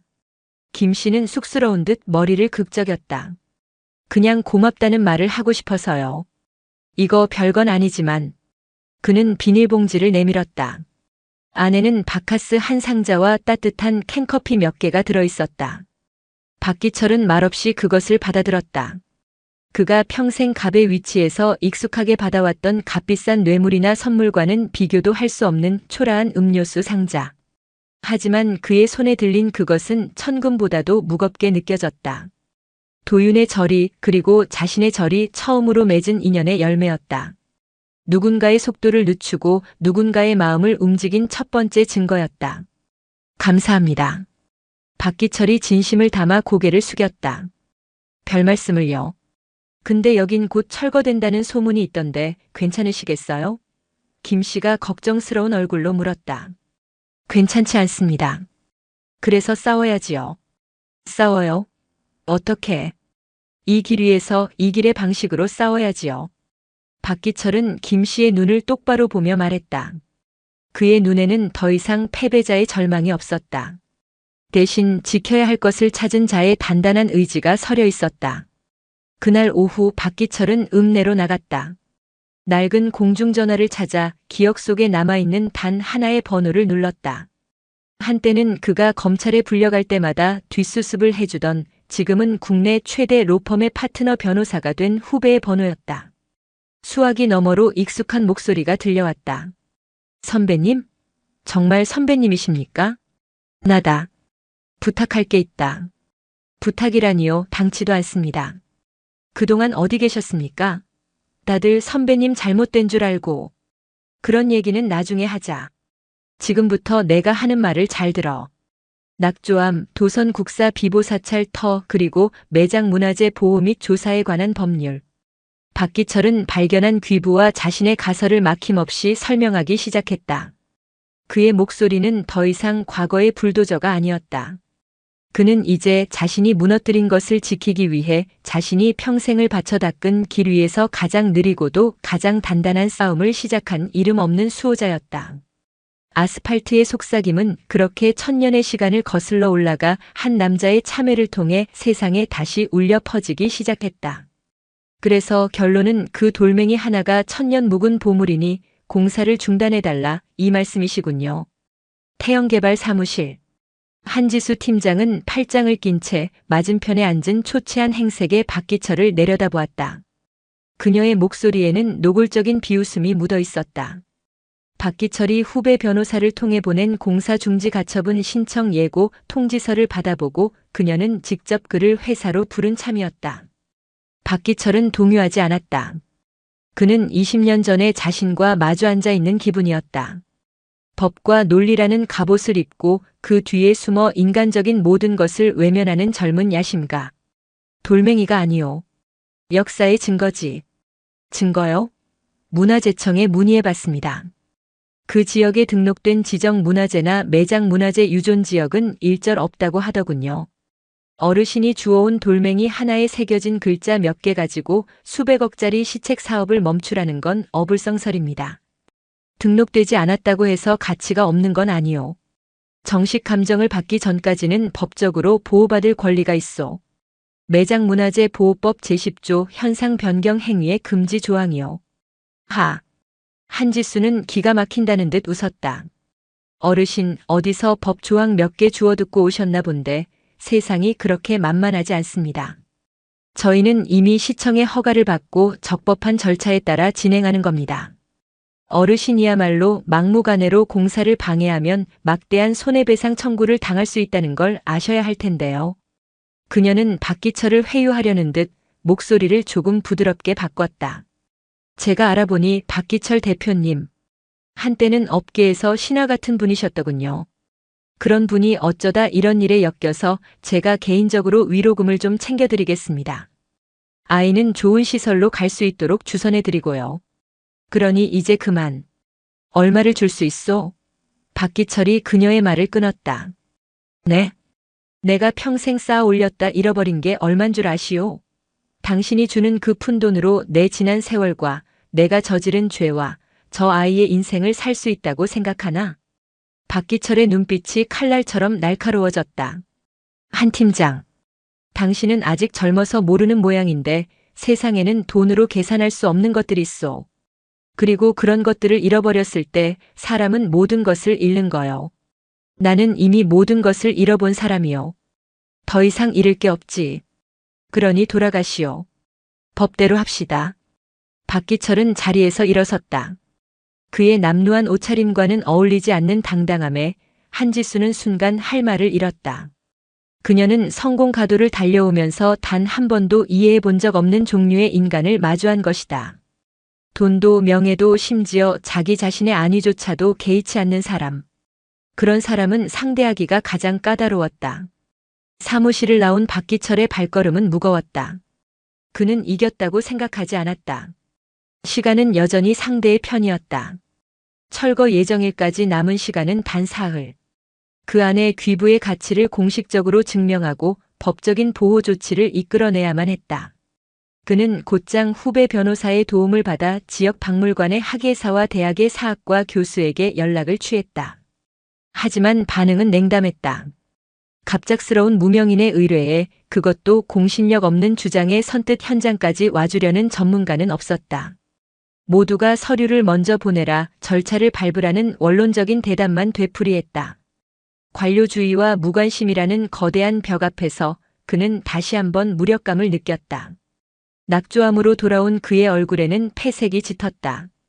마당에서 먼지에게 밥을 주던 도윤이 그의 표정을 읽고 조용히 다가왔다. 힘드세요? 아니다. 스승님께서 말씀하셨어요.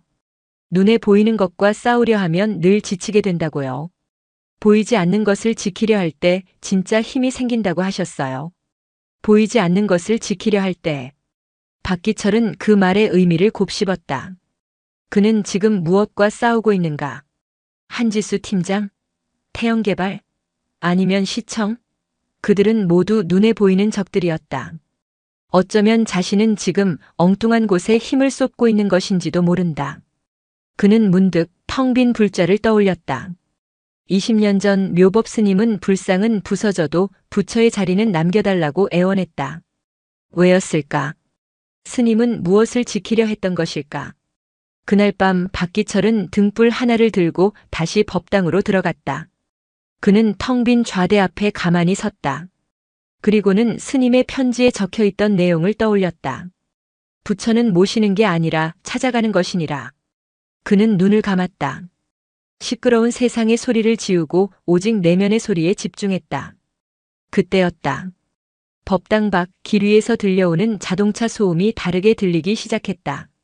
전에는 그저 무의미한 소음의 연속이었지만 지금은 그 하나하나가 다른 리듬과 다른 무게를 가진 소리로 느껴졌다.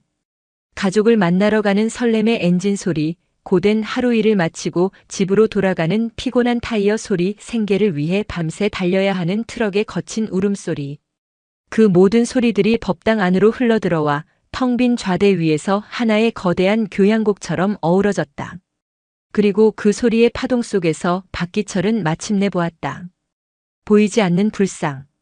그것은 금으로 만들어지거나 나무로 깎은 형상이 아니었다.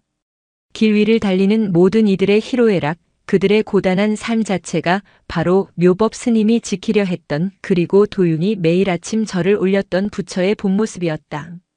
낙조암은 그 모든 삶의 소리를 끌어안고 위로하고 정화하는 거대한 그릇이자 귀였던 것이다.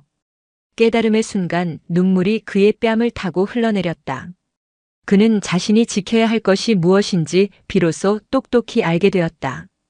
그것은 천년 묵은 돌멩이도 낡은 절터도 아니었다. 바로 저 길 위의 소리, 그 안에 담긴 수많은 사람들의 보이지 않는 삶이었다. 다음 날 새벽, 박기철은 무언가에 홀린 듯 창고 구석에서 먼지를 뒤집어 쓴 낡은 목탁 하나를 찾아냈다. 묘법 스님의 유품이었다. 그는 목탁을 들고 길가로 나갔다. 그리고 도윤이 절을 시작하는 그 시간에 맞춰 목탁을 치기 시작했다. 똑, 똑, 똑. 규칙적이고도 맑은 목탁 소리가 시끄러운 자동차 소음을 뚫고 새벽 공기 속으로 울려 퍼졌다. 지나가는 차들의 운전자들은 의아한 표정으로 소리가 나는 곳을 쳐다보았다. 폐허가 된 절 앞에서 절을 올리는 작은 동자승과 그 옆에서 묵묵히 목탁을 치는 초췌한 남자. 그것은 싸움의 방식을 바꾼 새로운 저항의 시작이었다. 그는 더 이상 전문가나 공무원을 찾아다니지 않았다. 대신 이 길의 진짜 주인인 이름 없는 운전자들의 마음에 직접 호소하기 시작한 것이다. 그의 목탁 소리는 공사를 멈춰달라는 시위가 아니었다. 잠시만, 아주 잠시만 당신의 속도를 늦추고 당신 곁에 있는 다른 이들의 소리를 들어보십시오라고 말하는 세상에서 가장 느리고도 간절한 외침이었다. 그리고 그 외침은 아무도 예상하지 못했던 방식으로 아스팔트 위에서 아주 작은 기적의 파문을 일으키기 시작하고 있었다. 철거 예정일 사흘 전 새벽. 국도 7호선은 여느 때와 같이 어둠과 소음으로 가득했다. 그러나 그날은 미세한 차이가 있었다. 굉음의 교향곡 속으로 이전에는 없던 아주 작지만 맑은 소리가 스며들기 시작했다.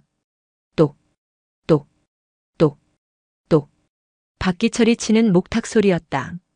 그는 눈을 감고 있었다. 더 이상 지나가는 차들의 헤드라이트 불빛에 흔들리지 않았다. 그는 오직 길의 소리를 들었다. 그리고 그 소리의 파도 속으로 자신의 목탁 소리라는 작은 조약돌을 끊임없이 던져 넣었다. 하나의 파동을 일으키기 위해, 아주 작은 동심원이라도 만들어내기 위해. 옆에는 도윤이 고요히 합장한 채 멀어지는 불빛을 향해 허리를 숙이고 있었다. 가장 먼저 그 변화를 알아차린 것은 덤프트럭 운전사 김 씨였다. 그날도 그는 피곤에 절어 새벽길을 달리고 있었다. 낙조암 근처에 다다르자 그는 습관처럼 속도를 조금 줄였다. 늘 보이던 아이의 모습 옆에 이제는 익숙해진 남자가 서 있었다. 그런데 오늘은 무언가를 치고 있었다. 처음에는 그 소리가 들리지 않았다. 하지만 그의 트럭이 절 앞을 지나는 순간 거대한 엔진 소음을 뚫고 맑은 목탁 소리가 칼날처럼 그의 귀에 와서 박혔다. 그것은 이상한 경험이었다. 소리는 분명 작았지만 길 위의 다른 어떤 소리보다도 더 선명하게 들렸다. 마치 누군가 그의 귓가에 직접 속삭이는 것 같았다. 느리게, 조금만 더 느리게. 그는 저도 모르게 브레이크를 더 깊이 밟았다. 그의 거대한 트럭은 잠시 길 위에서 유순한 짐승처럼 속도를 죽였다. 그날 아침 고속도로 휴게소 식당에서 김 씨는 동료 기사들에게 그 이야기를 꺼냈다. 야, 그 7번 국도 폐사지에 있는 꼬마 스님 알지? 오늘 가보니까 옆에 있던 아저씨가 목탁을 치대? 근데 그 소리가 희한해. 꼭 귀에다 대고 때려 박는 것 같아. 목탁? 별짓을 다 하네. 돈 달라는 퍼포먼스겠지. 아니, 그런 거랑은 좀 달라. 기분이 뭐랄까 마음이 되게 차분해진다고 해야 하나? 나도 모르게 거기선 그냥 서행하게 되더라. 동료들은 미친놈 보듯 그를 쳐다봤지만 김 씨의 말은 다른 기사들의 마음에 아주 작은 호기심의 씨앗을 심었다. 그 씨앗은 생각보다 빠르게 퍼져나갔다. 국도 7호선 귀신 들린 목탁 소리 같은 자극적인 제목으로 트러커들의 온라인 커뮤니티에 이야기가 올라오기 시작했다. 대부분은 조롱과 비아냥이었지만 나도 들어봤다. 거기만 지나면 이상하게 졸음이 깬다는 식의 동조하는 댓글도 하나둘 달리기 시작했다. 그리고 이틀 뒤 철거 예정일 바로 전날 사건은 새로운 국면을 맞았다. 지역의 소소한 이슈를 찾아다니던 한 젊은 인터넷 방송 BJ가 화제의 목탁맨을 찾아서라는 타이틀로 낙조암을 찾아온 것이다. 그는 멀찍이 삼각대를 세워두고 새벽부터 절을 하는 도윤과 목탁을 치는 박기철의 모습을 라이브로 방송하기 시작했다. 시청자 1헐 진짜네. 저기 완전 패가 아니냐? 시청자 2에는 짠한데 옆에 아저씨는 딱 봐도 사기꾼 관상. 시청자 3 저기서 저러면 차들 방해되는 거 아님? 경찰에 신고해야지. 초반의 채팅창 반응은 냉소적이었다. 박기철은 카메라를 의식하지 않으려 애썼다. 그는 부끄러웠다. 한때 수백 명의 직원을 거느리고 수천억 원의 프로젝트를 지휘하던 자신이 이제는 전 국민의 조롱거리로 전락한 기분이었다. 하지만 그는 목탁을 놓지 않았다. 이것은 남에게 보이기 위한 행위가 아니었다. 자기 자신을 향한 다짐이자 보이지 않는 부처를 향한 공양이었다. 그는 더욱 소리에 집중했다. 그의 마음이 고요해질수록 목탁 소리는 더욱 맑고 단단해졌다. 그때였다. 방송을 지켜보던 한 시청자가 채팅을 올렸다. 시청자 4잠깐만 소리 좀 키워봐. 이상한데? BJ는 시청자의 요구에 따라 마이크 볼륨을 최대로 높였다. 그러자 스피커를 통해 시끄러운 자동차 소음의 배경 속에서 놀랍도록 규칙적이고 청아한 목탁 소리가 흘러나왔다. 그것은 단순한 소음이 아니었다. 명확한 리듬과 박자를 가진 하나의 음악처럼 들렸다. 시청자 5와 소리 미쳤다. ASMR이네. 시청자 6ID 사운드스케이프 이건 그냥 목탁 소리가 아니에요. 도로의 불규칙한 소음 주파수를 정확하게 카운터치는 위상 상쇄 현상과 비슷합니다. 저 소리가 오히려 다른 소음을 정돈시켜서 듣는 사람의 뇌파를 안정시키는 효과가 있을 수 있어요. 저분 보통 분이 아니신데요? 사운드스케이프라는 아이디를 쓰는 시청자의 전문적인 분석이 올라오자 채팅창의 분위기가 급변하기 시작했다. 조롱은 감탄으로, 비난은 호기심으로 바뀌었다. 사람들은 더 이상 그들을 미친 사람으로 보지 않았다. 그들만의 방식으로 세상과 소통하려는 어떤 절박한 사연을 가진 사람들로 보기 시작했다. 방송은 순식간에 입소문을 타고 퍼져나갔다. 시청자 수는 기하급수적으로 늘어났고 해시태그 낙조암목탁이라는 해시태그가 SNS 실시간 트렌드에 오르기 시작했다. 태영개발 사무실의 한지수 팀장은 그 상황을 실시간으로 보고받고 있었다. 그녀는 어이가 없었다. 고작 목탁 소리 하나가 철거 직전에 이 상황을 뒤집을 수 있다고. 그녀는 이것을 동정심에 호소하려는 박기철의 저열한 마지막 발악이라 치부했다. 신경 쓸 거 없습니다. 그녀는 부하 직원에게 차갑게 말했다. 내일 아침 6시 예정대로 철거 작업 시작하세요. 경찰 병력 대기시키고 작업에 방해되는 자들은 현행범으로 모두 연행하도록 조치하세요. 저 BJ라는 사람부터 제일 먼저 끌어내요. 그녀는 내일이면 모든 것이 끝날 것이라 확신했다. 여론 따위는 포크레인의 굉음 앞에선 한순간의 먼지일 뿐이라고. 그러나 그녀가 간과한 것이 있었다. 길 위의 공명은 그녀의 예상을 뛰어넘는 속도와 방향으로 퍼져나가고 있었다. 그 방송은 서울에 있는 박기철의 딸 박서연의 휴대폰에도 전해졌다. 몇 년간 아버지와 연락을 끊고 살았던 그녀는 친구가 보내준 링크를 무심코 클릭했다. 그리고 화면 속에서 자신이 알던 아버지가 아닌 완전히 다른 사람을 보았다. 흙먼지를 뒤집어 쓴 남루한 모습, 하지만 그 어떤 때보다도 평온하고 단단한 얼굴로 목탁을 치고 있는 남자. 그녀는 처음으로 아버지라는 사람에 대해 궁금해졌다. 저 사람은 왜 저기서 저러고 있는 걸까? 무엇이 아버지를 저렇게 만든 걸까? 철거 예정일의 어둠이 국도 7호선 위에 무겁게 내려앉고 있었다. 그것은 끝을 예고하는 어둠인 동시에 새로운 시작을 감추고 있는 새벽의 가장 깊은 어둠이기도 했다. 길 위의 작은 파문은 이제 거대한 파도가 될 준비를 마친 참이었다. 철거 당일 새벽 5시 30분. 동이 트기 전의 어둠은 차갑고 무거웠다. 낙조암 주변은 전날과는 완전히 다른 긴장감에 휩싸여 있었다. 길 건너편에는 이미 태영개발 로고가 선명한 노란색 포크레인 한 대와 인부들을 태운 트럭이 도착해 있었다. 그 뒤로는 경찰차 2대가 경광등을 끈 채 조용히 대기하고 있었다. 한지수는 자신의 세단 안에서 그 모든 상황을 지휘하고 있었다. 그녀의 얼굴에는 승리를 확신하는 냉정한 미소가 걸려 있었다. 박기철과 도윤은 여느 때와 마찬가지로 길가에 섰다. 하지만 오늘은 그들뿐만이 아니었다. 그들 뒤에는 지난밤의 방송을 보고 찾아온 BJ와 그의 카메라, 그리고 트럭 운전사 김 씨를 포함한 대여섯 명의 사람들이 함께 서 있었다. 많은 수는 아니었지만 그들의 존재는 폐허뿐이던 낙조암의 작은 온기를 불어넣었다. 아저씨, 정말 괜찮겠어요? 김 씨가 걱정스러운 얼굴로 물었다. 박기철은 말없이 고개를 끄덕였다. 그리고는 목탁을 손에 들었다. 그가 첫 탈을 치려는 순간 길 건너편에서 확성기 소리가 울려 퍼졌다. 거기 계신 분들께 마지막으로 경고합니다. 지금 즉시 그 자리에서 벗어나 주십시오. 이곳은 합법적인 행정대 집행구역입니다. 불응 시 공무집행방해로 전원 처벌받게 될 것입니다. 한지수의 목소리였다. 그녀는 차에서 내려 경찰들과 작업반장에게 손짓으로 신호를 보냈다. 작업반장은 인부들을 이끌고 무단 횡단을 시작했다. 그들의 손에는 쇠 파이프와 해머가 들려 있었다. 위협적인 분위기에 BJ와 구경꾼들이 주춤하며 뒷걸음질 쳤다. 오직 박기철과 도윤만이 그 자리에 굳건히 서 있었다. 도윤은 두려워하는 대신 박기철의 낡은 승복 자락을 작은 손으로 꼭 쥐었다. 그 온기가 박기철에게 마지막 용기를 주었다. 그는 눈을 감았다. 똥 마이너스. 그의 첫 목탁 소리가 새벽의 정적을 갈랐다.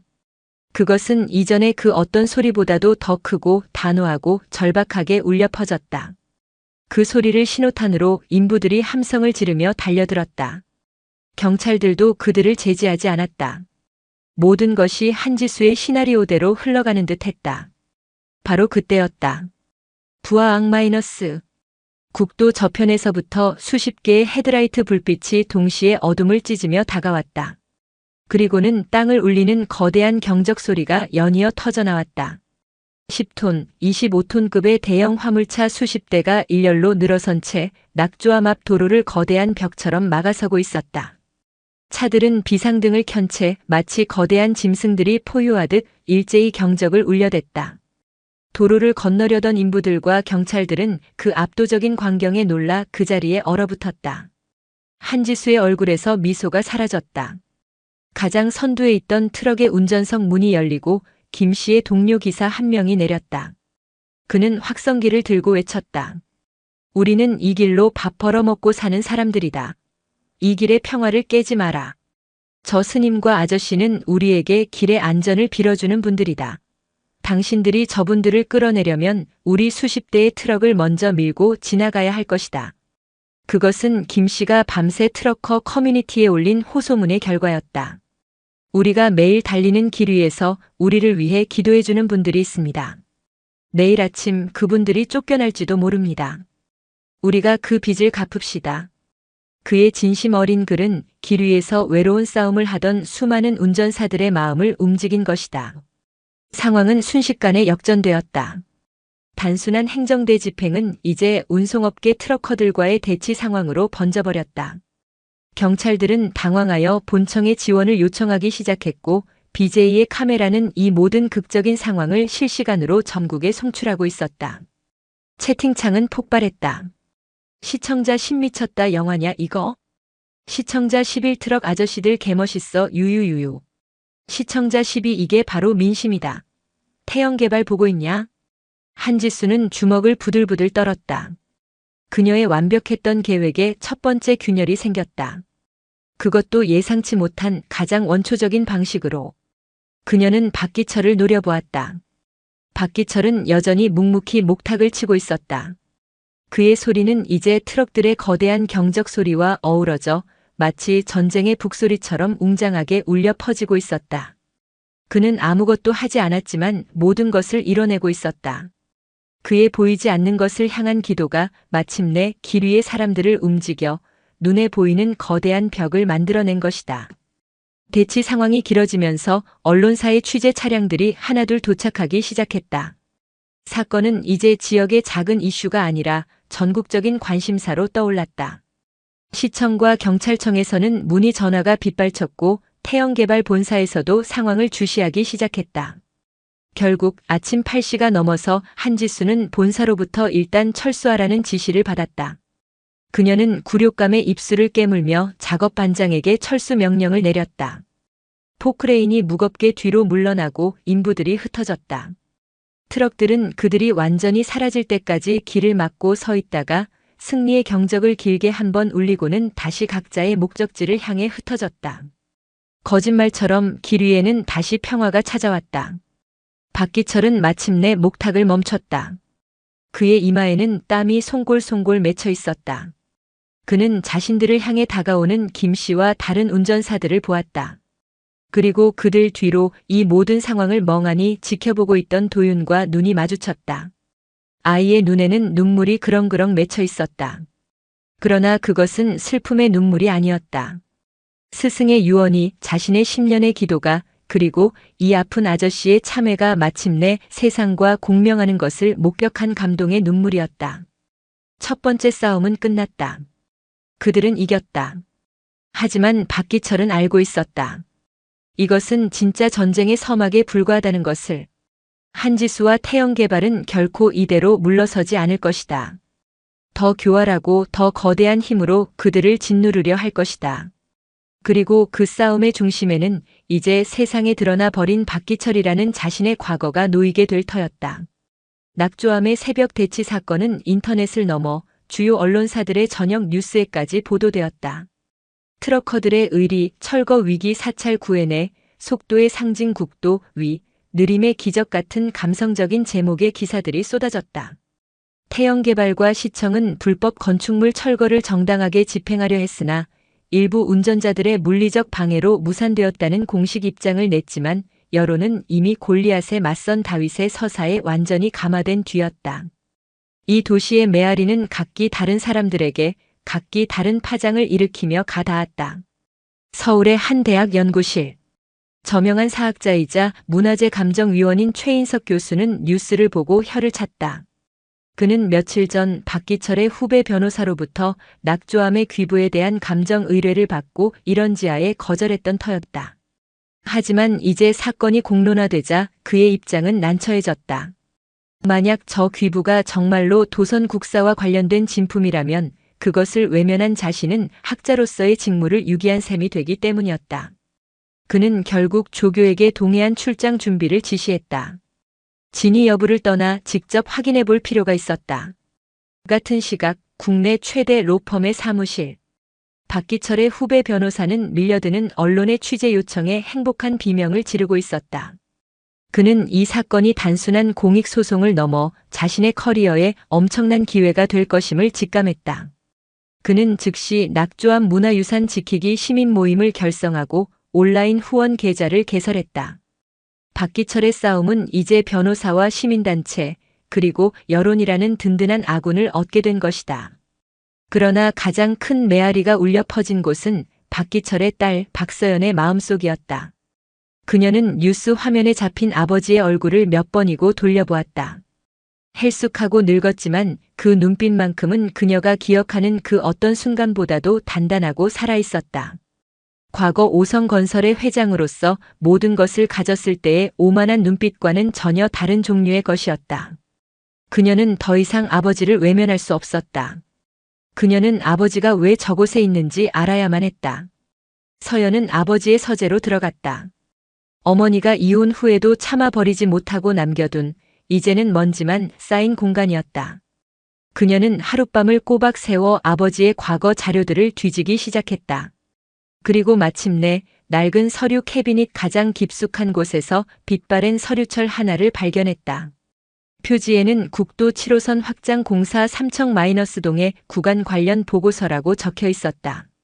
서류철 안에는 당시의 공사 설계도, 예산 집행 내역, 그리고 민원 처리 보고서 등이 들어 있었다.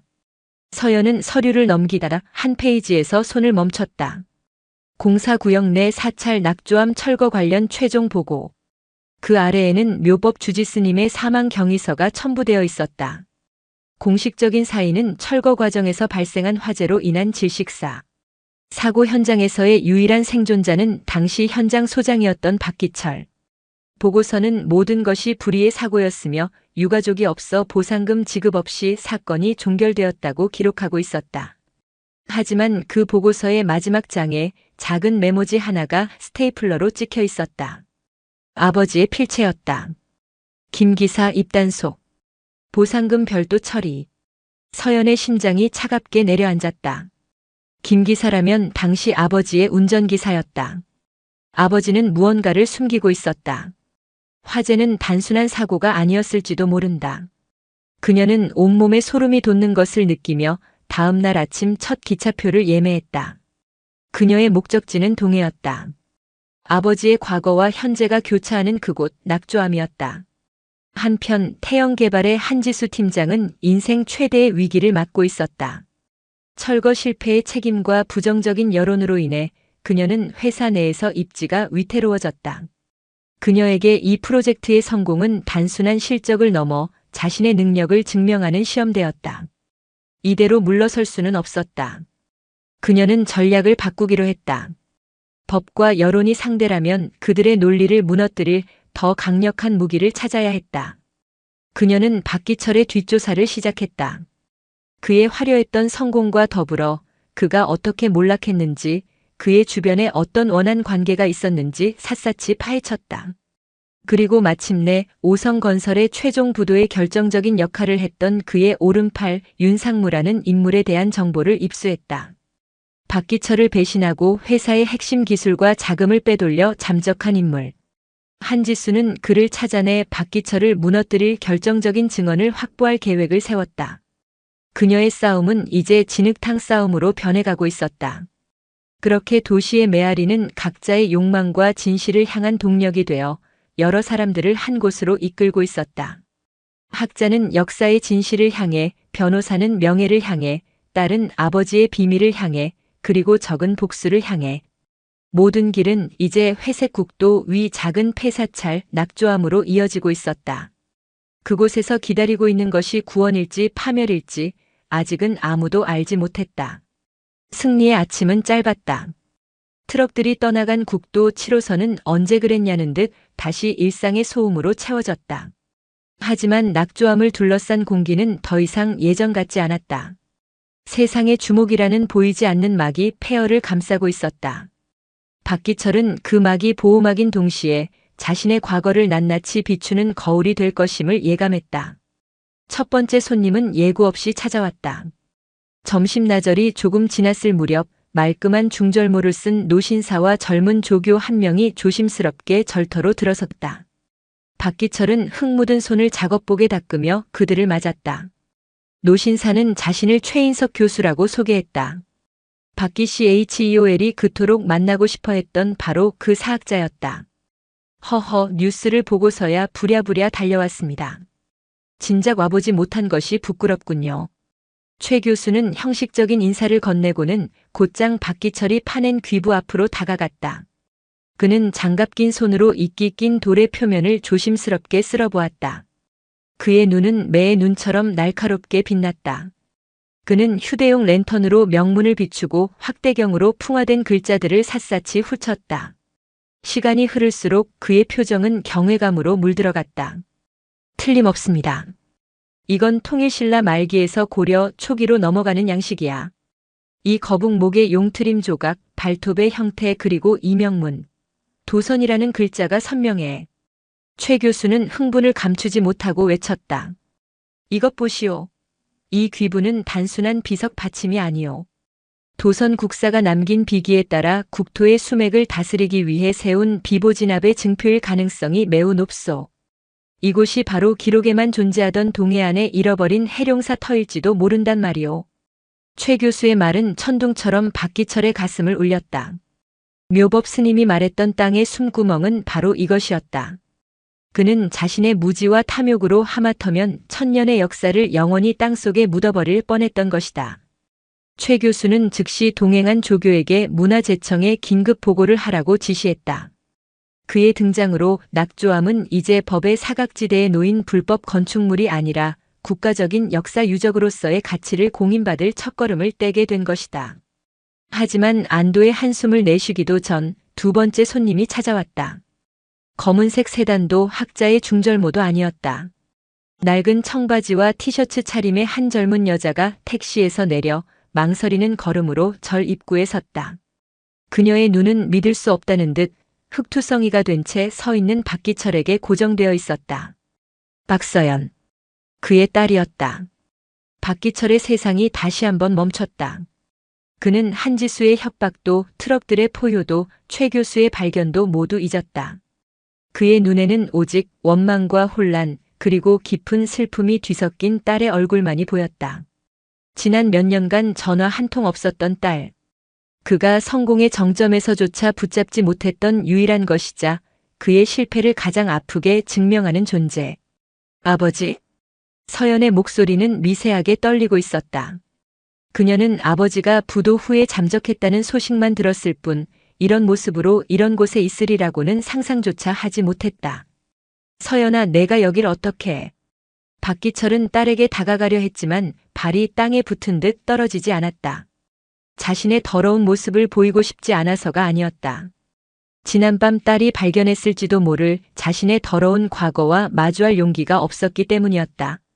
서연은 그에게 다가오는 대신 손에 든 에코백에서 빛바랜 서류철 하나를 꺼내 들었다. 국도 7호선 확장 공사 관련 보고서. 박기철의 눈앞이 노래졌다. 이게 뭔지 아세요? 아버지 서재에서 찾았어요. 낙조암 철거 관련 최종 보고 그리고 아버지의 친필 메모. 서연의 목소리는 차갑게 얼어붙어 있었다. 화재 사고. 주지 스님 사망. 유일한 생존자 박기철 현장 소장 아버지는 여기서 사람을 죽였어요. 그렇죠? 그리고 그걸 돈으로 덮은 거예요. 그런 아버지가 이제 와서 이곳을 지키겠다고요? 대체 무슨 위선이에요? 딸의 말은 비수가 되어 그의 심장을 찔렀다. 위선. 그렇다. 어쩌면 이것은 거대한 위선일지도 모른다. 죄를 짓고 도망치고 이제 와서 영웅 행세를 하려는. 그건. 박기철은 아무런 변명도 할 수 없었다. 그는 그저 고개를 숙였다. 그의 침묵은 서연에게 긍정으로 받아들여졌다. 딸의 눈에서 끝내 눈물이 흘러내렸다. 저는 아버지가 그냥 실패한 사업가인 줄 알았어요. 무능하고 이기적이었지만 그래도 범죄자는 아니라고 믿었어요. 그런데 어떻게? 그녀는 더 이상 말을 잇지 못하고 돌아섰다. 바로 그때 이 모든 광경을 조용히 지켜보던 도윤이 작은 찻상을 들고 나타났다. 아이는 최 교수에게 차 한 잔을 그리고 울고 있는 서연과 고개 숙인 박기철에게도 똑같이 차 한 잔씩을 내밀었다. 손님들이 오셨으니 차를 드셔야죠. 아이의 천진한 목소리가 얼어붙은 공기를 갈랐다. 서연은 낯선 동자승의 등장에 잠시 울음을 멈췄다. 아이는 서연의 눈을 가만히 올려다보며 말했다. 울지 마세요. 스승님께서 눈물은 마음의 길을 녹슬게 한다고 하셨어요. 그 순간 서연은 깨달았다. 이 아이가 바로 아버지가 지키려는 이유라는 것을. 그리고 어쩌면 아버지의 죄와 깊이 연관된 존재일지도 모른다는 것을. 최 교수는 역사라는 거대한 과거를, 서연은 아버지라는 개인의 과거를 들고 이곳에 왔다. 박기철은 그 두 개의 과거 사이에 끼어 옴짝달싹할 수 없는 죄인이 되었다. 낙조암은 이제 단순한 철거 예정지가 아니었다. 묻혀있던 역사가 깨어나고 숨겨졌던 진실이 모습을 드러내며 깨졌던 인연이 다시 마주하는 거대한 운명의 교차로가 되어버린 것이다. 그리고 그 교차로의 신호등이 언제 붉은색으로 바뀔지는 아무도 예측할 수 없었다. 한지수는 패배를 인정하지 않았다. 그녀에게 낙조암 사태는 이제 단순한 프로젝트가 아니었다. 자신의 커리어와 자존심이 걸린 전쟁이었다. 여론과 문화재라는 새로운 방어벽이 생겼다면 그 방어벽을 내부에서부터 무너뜨릴 폭탄을 만들면 되는 것이었다. 그리고 그 폭탄의 뇌관은 박기철의 과거였다. 그녀의 정보팀은 며칠 만에 윤상무의 행방을 찾아냈다.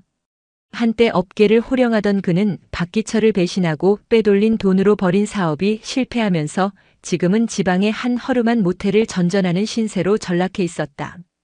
한지수는 직접 그를 찾아갔다. 음습하고 쾌쾌한 냄새가 나는 모텔방. 윤상무는 며칠은 좋게 감지하는 머리를 극적이며 그녀를 맞았다. 그의 눈은 술과 패배감에 절어 흐리멍덩했다. 오성건설 박기철 사장. 그 이름은 이제 내 인생에서 듣고 싶지 않은데. 그가 비릿하게 웃으며 말했다. 저는 박 대표님을 도우러 온 사람이 아닙니다. 한지수는 명함을 내밀며 본론으로 들어갔다. 저는 그 사람을 무너뜨리고 싶습니다. 그리고 듣자 하니 윤 선생님께서 그럴 만한 열쇠를 쥐고 계시다고요.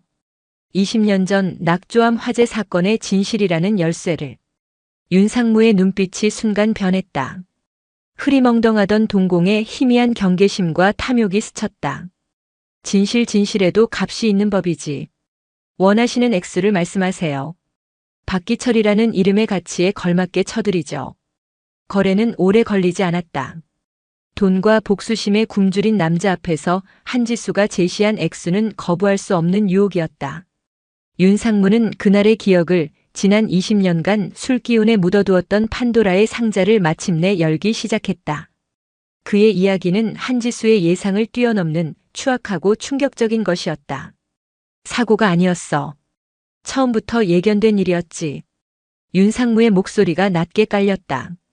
그는 담배에 불을 붙여 깊이 빨아들였다. 20년 전 그날의 회상. 젊은 박기철은 야망에 불타고 있었다. 그는 국도 확장 공사를 맡아 업계 최단기간 공사 기록을 세우려 혈안이 되어 있었다. 마지막 걸림돌은 끈질기게 버티는 낡은 절 낙조암이었다. 법적인 철거 명령이 떨어졌음에도 묘법 스님은 꿈쩍도 하지 않았다. 소장님, 저 영감 때문에 공사가 계속 늦어지고 있습니다. 이러다간 기한을 맞추기 어렵습니다. 당시 박기철의 오른팔이었던 젊은 윤상무가 보고했다. 강제로 끌어내. 용역들 뭐 하는 거야? 박기철의 눈이 이글거렸다. 그게 스님이 법당 기둥에 몸을 묻고 버티고 있어서 언론이라도 부르면 골치 아파집니다. 그때 박기철의 입에서 섬뜩한 말이 흘러나왔다. 꼭 사람을 끌어내야만 저를 부술 수 있는 건 아니잖아. 네? 밤에 실수로 불이 날 수도 있는 거지. 낡은 목조 건물이니 불길이 한번 붙으면 순식간일 거야. 소방차가 오기 전에 이미 다 타버리고 뼈대만 남겠지. 그럼 우린 안전상의 이유로 그 뼈대를 신속하게 철거하면 되는 거고. 이건 사고야. 누구의 책임도 아니지. 윤상무는 소름이 돋았다. 그것은 사실상의 방화 지시였다. 소장님, 그건 너무 위험합니다. 안에 사람이. 그러니까 밤에 스님이 잠들었을 때 하자는 거 아니야. 인기척만 나면 바로 도망칠 수 있도록 준비하고. 넌 그냥 인부들 시켜서 법당 뒤편 헛간에 신어통 몇 개만 실수로 가져다 놔. 나머진 내가 알아서 할 테니까. 결국 그날 밤 박기철은 직접 행동에 나섰다. 그는 스님이 잠든 것을 확인하고 법당 뒤편에 불을 질렀다. 그의 계획대로 불길은 순식간에 번져나갔다. 하지만 그의 계획에 없던 변수가 있었다. 그날따라 바람이 너무 강하게 불었고 불길이 예상보다 빠르게 법당 전체를 집어삼킨 것이다. 박기철은 당황했다. 스님이 아직 안에 있었다. 그는 뒤늦게 죄책감과 두려움에 사로잡혀 스님을 구하러 불길 속으로 뛰어들었다. 하지만 이미 때는 늦었다. 무너지는 석가래가 그의 앞을 가로막았다. 바로 그 순간 연기에 질식해가면서도 마지막 힘을 다한 묘법 스님이 오히려 그를 밖으로 밀쳐냈다. 당신은 아버지가 될 사람입니다. 다음 생이 아니라 이번 생에서 갚으시오. 그것이 스님의 마지막 말이었다. 박기철은 살아남았다. 아니, 스님에 의해 살려졌다. 그는 이 모든 진실을 덮었다. 운전기사 김씨와 윤상무에게 거액의 돈을 쥐어주며 입을 막았고 모든 것을 원인 불명의 화재 사고로 위장했다. 그는 영웅도 생존자도 아니었다. 그는 방화범이자 자신의 죄를 스승의 희생으로 덮어쓴 비겁한 살인자였다. 현재 윤상무의 이야기가 끝나자 한지수는 잠시 말을 잃었다. 이것은 그녀가 원했던 폭탄 그 이상이었다. 박기철을 사회적으로 매장시킬 수 있는 완벽한 시나리오였다. 그 모든 내용을 언론 앞에서 증언해 주실 수 있겠습니까? 그녀의 목소리가 가늘게 떨리고 있었다. 돈만 제대로 준다면 내 얼굴, 이름 다 걸고 말해주지. 박기철이가 어떤 위선자인지 온 세상에 알려주겠어. 윤상무의 눈이 번뜩였다. 다음 날 한 유력 시사 주간지의 인터넷판에 단독 기사가 터져나왔다. 충격 단독 낙조암의 수호자 박기철, 20년 전 사찰 방화 및 주지, 스님 사망의 핵심 용의자 당시 측근 전격 증언. 기사는 윤상무의 증언을 바탕으로 20년 전 화재 사건의 진실을 적나라하게 폭로했다. 기사에는 박기철의 젊은 시절 사진과 함께 위선자, 살인자라는 자극적인 단어들이 가득했다. 세상은 하루아침에 뒤집혔다. 박기철을 영웅으로 칭송하던 여론은 싸늘한 분노와 배신감으로 돌아섰다. 낙조암 지키기 시민 모임 후원 계좌는 닫혔고 변호사는 연락을 피했다. 최인석 교수조차도 사실관계가 명확해질 때까지 공식적인 활동을 잠정 중단하겠다는 입장을 발표했다. 트럭 기사 김 씨는 믿을 수 없다는 얼굴로 기사를 몇 번이고 다시 읽었다. 다른 운전사들은 속았다며 분노했다. 그들이 지키려 했던 것은 의인이었지 파렴치한 범죄자가 아니었다. 낙조암은 다시 세상의 소음 속에 고립되었다. 하지만 이번에는 동정심 없는 차가운 경멸과 비난의 소음이었다. 그날 저녁 박서연은 하얗게 질린 얼굴로 아버지 앞에 섰다. 그녀의 손에는 기사가 뜬 휴대폰 화면이 들려 있었다. 이게 아버지가 숨겨온 진짜 과거였어요? 말해주세요, 아버지. 이 기사 전부 사실이에요? 박기철은 딸의 눈을 그리고 그 뒤에서 모든 것을 듣고 있는 도윤의 맑은 눈을 보았다. 그는 더 이상 도망칠 곳도 숨을 곳도 없었다. 20년간 그를 괴롭혀온 불꽃의 속삭임이 마침내 거대한 화마가 되어 그의 모든 것을 삼키려 하고 있었다. 세상의 모든 소음이 낙조암으로 몰려와 칼날이 되어 박혔다. 비난과 조롱, 배신감의 파도가 폐허를 집어삼킬 듯이 밀려왔다. 박기철은 그 소용돌이의 한가운데에 딸의 절망 어린 질문 앞에 서 있었다. 그의 등 뒤 문지방에 선 도윤의 존재가 바위처럼 무겁게 느껴졌다. 아이는 모든 것을 듣고 있었다.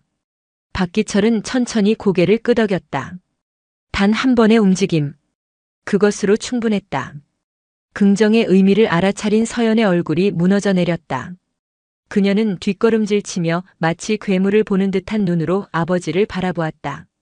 어떻게 사람이 그런 짓을 하고 20년을 살아올 수 있어요? 스님은 아버지를 살렸는데 아버지는 그 스님을 죽이고 그 죄를 덮고 회장 소리 들으면서 나한테는 늘 떳떳하게 살라고 가르쳤어요. 그 모든 게 거짓이었군요. 더는 할 말이 없네요. 저는 아버지를 용서할 수 없어요. 아니, 용서라는 말 자체를 꺼낼 자격도 없어요, 저는. 서연은 차갑게 돌아섰다.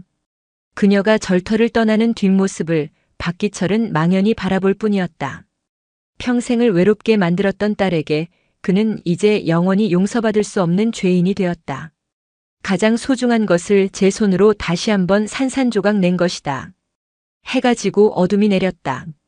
박기철은 텅 빈 법당의 좌대 앞에 시체처럼 앉아 있었다. 세상이 그에게 내린 판결은 명확했다. 그는 끝났다. 그가 지키려 했던 모든 것들이 이제 그를 파괴하는 무기가 되었다. 그는 조용히 죽음의 그림자를 받아들일 준비를 하고 있었다. 그때 작은 발소리가 들려왔다. 도윤이었다. 아이는 그의 곁에 조용히 다가와 앉았다. 그리고는 아무 말 없이 그의 어깨에 작은 머리를 가만히 기댔다. 아이의 체온이 낡은 승복을 통해 전해져 왔다. 그 작은 온기에 박기철의 얼어붙었던 심장이 미세하게 떨렸다. 아저씨. 그래. 스승님이 그러셨어요. 세상에서 가장 무서운 불은 욕심의 불이고 그 불을 끌 수 있는 유일한 물은 눈물이라고요. 아저씨는 한 번도 제대로 울어본 적이 없지요? 아이의 말에 박기철의 눈에서 마침내 뜨거운 것이 흘러내렸다. 20년 동안 단단한 갑옷처럼 그를 지탱해왔던 이성과 합리화의 둑이 무너져 내렸다. 그는 어린아이처럼 소리내어 울기 시작했다. 묘법 스님에 대한 미안함, 자신의 어리석음에 대한 회한, 딸을 잃은 슬픔, 그리고 도윤에 대한 알 수 없는 죄책감까지 모든 감정이 뒤섞여 격렬한 울음이 되어 터져나왔다. 도윤은 그가 울음을 그칠 때까지 아무 말 없이 곁을 지켜주었다. 한참의 시간이 흐른 뒤 박기철의 울음이 잦아들었을 때 아이가 입을 열었다. 스승님이 돌아가시기 전에 저한테 이야기를 하나 해주셨어요. 도윤은 밤하늘의 별을 보듯 허공을 보며 나지막이 말했다. 아주 먼 옛날에 한 사람이 큰 죄를 짓고 평생을 괴로워하며 살았대요. 그는 부처님께 찾아가 어떻게 하면 이 죄를 씻을 수 있냐고 물었죠. 부처님은 그에게 내가 무너뜨린 탑을 다시 쌓으라고 했어요. 남자는 평생을 바쳐 돌을 나르고 흙을 구워 마침내 죄를 지었던 그 자리에 이전보다 더 높고 아름다운 탑을 쌓았어요. 그리고는 다시 부처님께 찾아가 말했죠. 부처님, 저는 이제 시키신 대로 탑을 다 쌓았습니다. 제 죄는 씻어졌습니까? 그러자 부처님은 고개를 저으며 말씀하셨어요. 아니, 너의 참회는 이제부터 시작이다. 박기철은 숨을 죽이고 다음 말을 기다렸다. 부처님은 말씀하셨어요. 내가 다시 쌓은 그 탑을 이제는 내 손으로 직접 허물어라. 죄의 대가는 무언가를 쌓는 것으로 갚는 것이 아니라 내가 이룬 가장 소중한 것을 내려놓는 것으로서 갚는 것이다. 그것이 가장 무거운 참회이니라. 이야기를 마친 도윤은 박기철을 돌아보았다. 아이의 눈은 어둠 속에서도 별처럼 빛나고 있었다. 아저씨가 지난 며칠 동안 쌓아 올린 탑은 뭐예요? 박기철은 그 질문에 답할 수 없었다. 그가 쌓아 올린 것. 여론의 지지, 문화재라는 명분, 낙조함을 지킬 수 있다는 희망. 그는 그 모든 것을 잃었다. 아니, 잃은 것이 아니었다. 이제부터가 진짜 참회의 시작이었던 것이다. 그는 자신이 무엇을 해야 할지 깨달았다. 다음 날 아침, 박기철은 지난 며칠과는 전혀 다른 얼굴로 길가에 섰다. 그의 얼굴에는 더 이상 고뇌나 슬픔이 없었다. 모든 것을 내려놓은 자의 평온함만이 남아 있었다. 그는 동이 트기를 기다려 경찰서로 직접 전화를 걸었다. 20년 전 낙조암 방화 사건에 대해 자수하고 싶습니다. 스스로 무너뜨린 탑을 스스로 허무는 순간이었다. 경찰들이 들이닥치고 박기철의 손에 차가운 수갑이 채워졌다. 그는 저항하지 않았다. 그저 담담히 모든 것을 받아들였다. 그가 경찰차에 오르기 전 마지막으로 도윤을 돌아보았다. 아이는 울지 않았다. 그저 매일 아침 길을 향해 하던 것처럼 그를 향해 깊이 허리를 숙여 절을 올릴 뿐이었다. 그 절의 의미를 이제 박기철은 알 수 있었다. 그것은 이별의 인사가 아니었다. 새로운 시작을 위한 가장 깊은 배웅이었다. 경찰차가 떠나간 길 위에는 도윤만이 홀로 남았다. 아이는 멀어지는 경찰차를 보며 나지막이 은조렸다. 이제 아버지의 진짜 길이 시작되었구나.